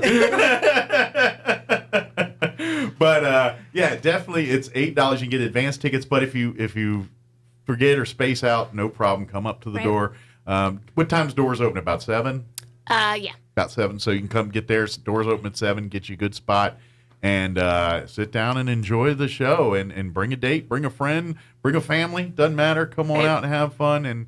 And while you're at the website, if you do go get advance tickets, go ahead and read more about the upcoming shows. Of course, just had Agatha Christie, but they're taking auditions, getting ready for the next shows and things now. So kind of stay up to date. Santa's Talent coming up. Santa's Talent, they're going to be. That's going to be coming up. The auditions here. We have auditions Monday and Tuesday, the 7th and the 8th. Okay, so at 7:00 next Monday and Tuesday, one week from yesterday, and the day before at the Communal Theater. So if you participate in years past, come on down, either defend your crown or, I should have won. I'm going back in there. Win it back. Yeah. Or if you're new to the game or new in town and want to participate, it's think of America's Got Talent. Yes, we're not shooting people out of cannons and nothing like that. No. But it's if stand-up comedy, singing, dancing, maybe it's an improv gig. bit, whatever it is. I'd love to see that this year. Yeah, that would be kind of cool. A little Kids in the Hall or one of those groups from the 90s. Some of those groups of Mr. Show, those kind of things. Do a version of that. That would be great. But definitely. So next Monday and Tuesday, get auditions for that, and of course the actual talent search will happen in December. Right. 7:00 for that. The form is on our website, and it's a $25 entry fee. Yeah. And there are cash prizes, like Absolutely. $300 for first prize. Yeah. So. And it's a lot of fun. It's a lot of fun. I've been part of it for the last couple of years, and they have a lot of fun. The kids do an amazing job. The adults, all of them do. There's but a lot of kids' talent in there, but they all do a great job, and it's just great. And we have fun doing the judges and have fun with it. So come out and enjoy the show in December. But if you've got some talent, and come show it off. I'm telling you, and you can win some money, and other things happen. I'm just saying, some of our past winners have shown up on a lot of other things around town and stuff too. So they I'm not saying you're going to get a professional gig all the time, but just saying, some people might see you. But don't forget, this Friday night, Mission Improbable. Come on out, 7:30 p.m. Roswell Communal Theater. Like and follow the Roswell Communal Theater on Facebook as well too. That way you can stay up to date on all of these shows and everything that's come up, auditions, any of that stuff. The Facebook page is probably the first resource for that. Kids Arts Program, the CAPS program, Right. which is another excellent is also part. next week. Yeah. By the way, how are you guys doing on roof fundraising right now? I'm sure you can always use more, and that's why we're doing all these shows. Yes. But how we doing on that as far as So progress? our roof is about halfway paid for. The stage half, the Right. back, the front half is still up in the Well, air. the roof is done, but we have to pay the loan off now. But Good luck repossessing my roof, right, huh? right, yeah. Do you see it driving down Main? You know where it came from. Grab that guy. We'll throw it back. I know that roof. Yeah. So we need to pay about half of that back, Okay, basically. so please support. So please support us. This is if you'd like to make donations, I believe there's a donation button there on the website There too is. that you can. Plus, we have to fix the damage inside, Yeah. from the rain. Yeah, that's true. And well, we're getting all this rain. It's great. You're like, Right. Jury's still It's out great on for that. outside. It's not great for inside. Not for inside. And I imagine too, especially your prop room and all that. Well, there's a lot of stuff. There that wasn't it any gets- leaking back there. Well, good Because that's the new part of the I building. was about to say if there's any because there's a lot of stuff that water is not its friend back there. yeah. So I would hate for it to Absolutely. get exposed to. Styrofoam fire. And there's some valuable stuff. I mean, like some of those costumes and things, like the military uniforms and stuff, Yeah. those date back to You can't get 20, yeah. 30, 40 years ago. Yeah. And shoot, they're heirlooms at this point. We've Not got- just props we've got for some nice for stuff back Yeah, there. nice coats, dresses. It's almost- God forbid if this thing ever goes away, what they're going to do with all that stuff, I couldn't imagine what it's not going to. But I mean, just crazy. imagine what would you do with all that? What in the world are you talking about? No, we're doing great. Exactly. But I'm just, it's like, imagine, like, man, how would you do with all that stuff? But please come out, come be a part of it, come support it, and have fun. It's just, definitely have some fun. Yeah. Everybody that keeps saying stuff like, "Oh, there's nothing to do in town," and all that. I was like, no, there's plenty to do. You just gotta pick your head up and look a little bit. Out Yeah. of your house. So come and, like I said, make it a fun night. Go pick your favorite restaurant and go have a meal and, have a few laughs, and then come on over to the communal theater and have a bunch more laughs and have some fun. And I guarantee, put it this way, if you did not have a good time after you leave Friday night, you're kind of a stick in the mud. Your friends were right about you. That's all I'm saying. Right. Kind of a stick in the mud. Just saying. It's like, maybe you might listen to your friends' we can advice a work little with bit. that too. Right. Come on anyway. We can get you out Yeah. of the mud. What your friends have been telling you, there's a little truth to that. Just saying. Yeah. Keep their advice. If we can make you laugh half as much as we crack each other up Right, doing this, right. then you'll have a good time. So. You'll be out of the Loosen up, mud in yeah. no time. Absolutely. And like we said, if you come out and you have it and enjoy it and love it, and you're thinking, I think I'd like to do some of this stuff, please reach out. They're always looking for new players, new people to become and be a part of it. And who knows? And even if maybe you're not, acting's not your thing, but I'd love to get involved. I'm good with my hands. I love to sew. I love to create.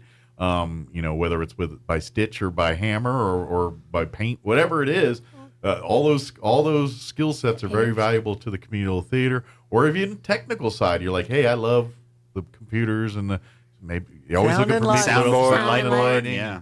I just the times I'm there, I always hear who's on sound. I don't know. We only got like one person that knows how to do them, and so it's it's like we need more people that know that kind of. Or even if you're like, I'm not skilled at any of that, show nights. They need ushers. They need people to kind of work concessions and volunteer to kind of just move people around or stage manage or help people with costumes. Like, hey, depending on the show, sometimes they got to be in and out of costumes in a relatively short amount of time, and they need people to help them do all that. And you can help with all that if you like doing that kind of stuff. They're always looking for more people. So reach out Friday night when you come out and says, hey, I talk to Alethea or any of the folks there, and then come have fun. So, and even bring your stick in the mud friends. And then confirm. Do you have a good time? No, then you are a stick in the mud. I knew it, you curmudgeon. You curmudgeon. Is there anything that we wanted to talk about that we missed? Anything we didn't get? We got Santa's Talent Search. Don't forget, next Monday, Tuesday what time are those auditions? At 7. 7 p.m. At the Community Little Theater. Which, by the way, I don't think we ever said the address or anything for folks that aren't familiar. No, yeah. It's 1717 South Union. Yes, the Plains Park Shopping Center is it is used to be the old Park Twin Theater for folks that have been here a while. It is now the Community Little Theater, which is right behind is it Epic Cinema or Icon Cinema, whatever that theater is called. It's either Epic Cinema or I can't remember. It's changed sometimes. But it's right kind of behind there, right across the street from the Dollar General there. You can't miss it. It's right there. And come be a part. We're so excited. It's just so much fun. And working with Alethea has just been such a pleasure. Thank you. Well, we got a bunch more of these. You do them what, about once a quarter? So I try to do them in between every show. Okay. So we'll have another one in February. Okay. So it kind of averages out to about once a quarter here. Yeah. We do them here in between then one shows. in the summer. So Good deal. And then just so you know, our CAPS program is actually doing improv this semester as well. Cool. So we've got 3 improv shows, right? We've got this one and then 2 next week. Right? It's improbable. It's improbable. It might be a mission. So when are they doing theirs? I don't know. Are they doing theirs like coincide or is it? Yes. Okay. So 11th and 12th. So it's next Friday and Saturday. They have 2 shows. Okay. And those kids are from 3rd grade up through 12th grade. Okay. Alethea's that's the scout team, by the way. Alethea's going to be sitting with a coach's hat in the back. I did find us a new member, but she was just too busy to join us. But she's really talented, so I'm excited for her to join our main troop. Oh, cool. Hopefully in February. But yeah, so. Well, very good. Exciting. So support them next Friday. Yes. And Saturday. Please come out and do that. Which, when you come out this Friday, they'll tell you all about it. Right. So good deal. Well, thank you guys. Break a leg. Thank you. On Friday. We'll see you then. Is improv still break a leg? I know any theater. I didn't know. I think you're supposed to break your little finger in improv. I'm not sure. Break a pinky. Break a pinky. Yeah. Break a pinky. Yeah. Now I feel like we're getting a mafia type level stuff here. It's like forget about it. It'd be a real shame. Something happened to the rest of your fingers. That's right. You got plenty of digits left. Just saying. Thank you guys. I appreciate it. We'll see you next time. We'll see you Friday. Okay. Thank you. All right. It is 9:49. Let's pause and reflect. No, we're going to pause and play some news. And my favorite part, commercials, because they feed my belly. We'll be back. Don't go away. Now for your Pecos Valley News Update. I'm Jared Cirillo. A former City of Artesia employee is in hot water for alleged theft of thousands of dollars in brass that was meant for various city projects. A warrant is out now for the arrest of Blake Ledbetter, who had been hired as a water technician for the city. Ledbetter had only been on the job for a couple of weeks when city officials said he began stealing brass couplings from the city. About 345 pounds of brass in all over the course of about 10 days beginning in late July. Ledbetter resigned his position 2 days after the city launched a police investigation. It's not known if Ledbetter has been arrested. And in another theft case, a Lee County man allegedly stole more than $1 million worth of diesel fuel using a company credit card. Undersheriff Matt Hutchinson in Eddy County said in late March, authorities began investigating the use of the credit card from a local business called Constructors Incorporated. The $1.2 million in fuel charges were racked up over a 6-month period. Investigators used surveillance videos from gas stations that they say showed David Rochelle filling up large containers with diesel fuel. You're up to date. I'm Jared Sorello reporting. The truth and nothing but. This is the Sean Hannity Morning Minute. Hochul is desperate to have New Yorkers think that the crime surge is all in their head. Never mind the citywide murders last year were 67% higher than they were in 2017, and that though homicides were down slightly this year, other crimes are soaring. You know, if you look at, for example, rapes up 11% year over year, robberies up 32% year over year, grand larcenies up 38%, car thefts up dramatically. You know, what part of this are they missing? What they don't like is they are now losing. So they are now spinning, just conspiracy theories. Oh, it's really safe out there. There's not a single person in New York that lives there, that walks the streets there, that sees that as reality. Keeping you on the straight path. Later today, it's the Sean Hannity Show. Finding great candidates to hire can be like, well, trying to find a needle in a haystack, but not with ZipRecruiter. Its powerful technology actively finds and invites qualified candidates to apply to your job. So while other companies might deliver a lot of hay, ZipRecruiter finds you the needle in the haystack. See why 4 out of 5 employers who post a job on ZipRecruiter get a quality candidate within the first day. Try ZipRecruiter for free at ZipRecruiter.com/free. That's ZipRecruiter.com/free. I wish this bag under my eye would just go away. If that sounds like you every morning, you're not alone. Under eye bags and puffiness are problems for millions of American men and women until now. Try the new Genucel serum with plant stem cell technology, and with its instant effects, you'll see results in the first 12 hours or your money back guaranteed. Order now at Genucel.com/radio and save 65% off Genucel's most popular package. That's GENUCEL.com/radio, Genucel.com/radio. I'm meteorologist Steve Hamilton with your Pecos Valley weather. Get ready for some gusty wind and cooler temperatures, but no rain in the forecast for a while. We do have a strong low moving into our area. A little bit breezy today, not bad. Partly sunny and upper 70s. And then tonight, upper 40s and turning cloudy. We'll get some sunshine on Thursday, but wind gusting to 40 miles per hour. Our afternoon high in the mid-70s, sunny and cooler Friday.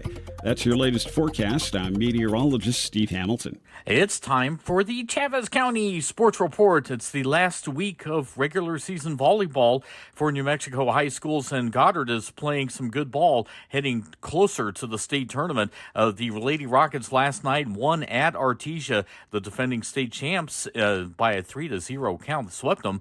Our Goddard is now 18-4 overall, 5-0 in district, and finished things off for the regular season at home tomorrow night against Lovington. That starts at 6:30. We didn't get a score from Roswell volleyball last night at Clovis, but we do have a couple of other scores.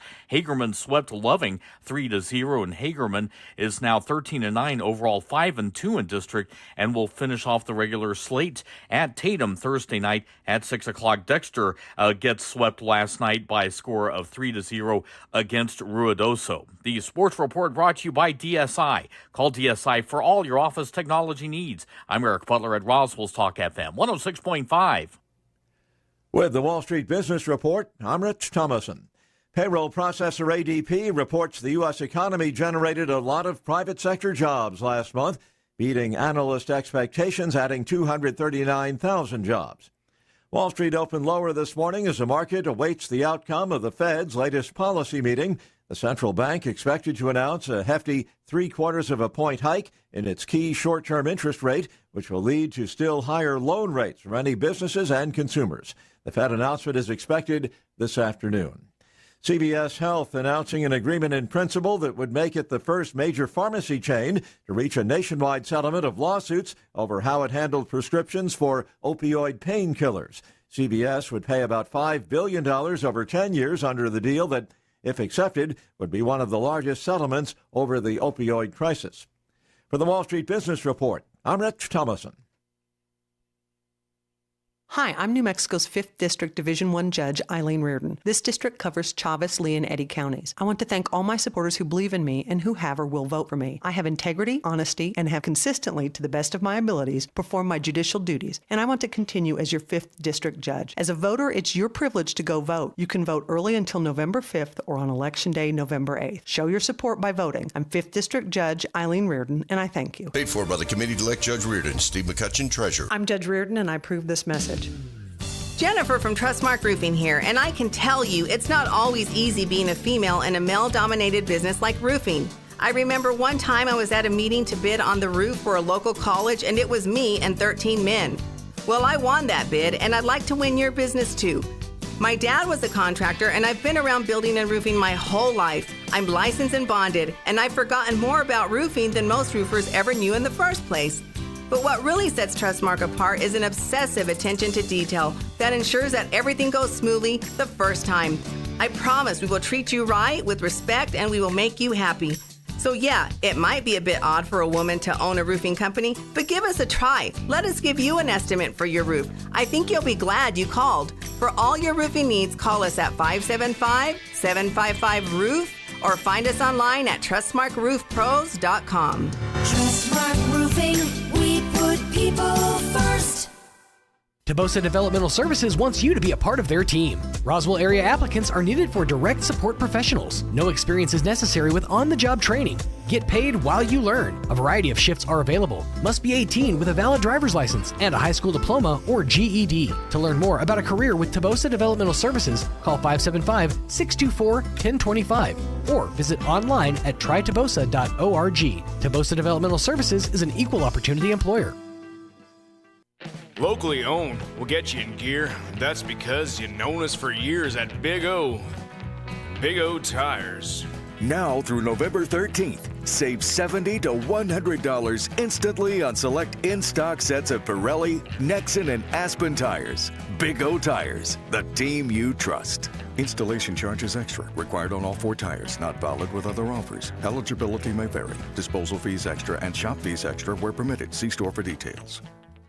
The average American takes 8,000 to 10,000 steps each day, and for those suffering from foot problems, each one can be agonizing. The podiatry team at Artesia General Hospital can help diagnose and treat foot and ankle conditions, including diabetic foot issues, arthritis, bunions, or other problems. Doctors Joseph Marino and Joseph Krupa are podiatrists specializing in wound care, fracture care, foot and ankle surgery, and more. Put your feet in good hands. Request an appointment at artesiageneral.com/podiatry APPT. This is Larry Marker, independent write-in candidate for Commissioner of Public Lands. Together, we can take back our public lands while preserving the integrity of your vote. It's easy to vote for Larry Marker. On your ballot, go to the space provided for declared write-in candidate. It's under the heading Commissioner of Public Lands. Mark the oval and write in Larry Marker. Together, we can take back our public lands and preserve the integrity of your vote. Go to LarryMarker.com for more information. Thank you. Larry Marker, independent write-in candidate for Commissioner of Public Lands. Paid for by the Friends of Larry Marker. The inventor of Pringles is buried in a Pringles can.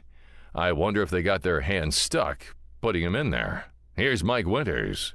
And good morning. It is closing in on 10 o'clock. That's about going to do it for us for today's show. Thank you very, very much for allowing us to be a part of your day. I really do appreciate y'all spend, whether it's 5 minutes or the whole 3 hours. Very much appreciative of that. Have an amazing day. If you missed any part of our show, you can always go back and check it out at your leisure, ksvptv.com. Click on the Mornings with Mike Winters channel. You'll find it there. Also, log on to YouTube and find our Roswell's Talk FM YouTube channel or our Facebook wall. Look for Roswell's Talk FM on Facebook, and you'll find it there. Have an amazing day. We'll talk to you tomorrow.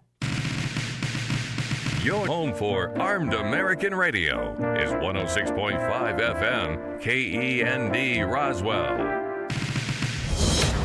Breaking news this hour from townhall.com. I'm John Scott. A decision expected soon. Former President Donald Trump has been teasing another presidential run since before he left the White House. But aides to the former president are reportedly now preparing for a 2024 campaign that could be announced soon after next week's midterms. Former Israeli Prime Minister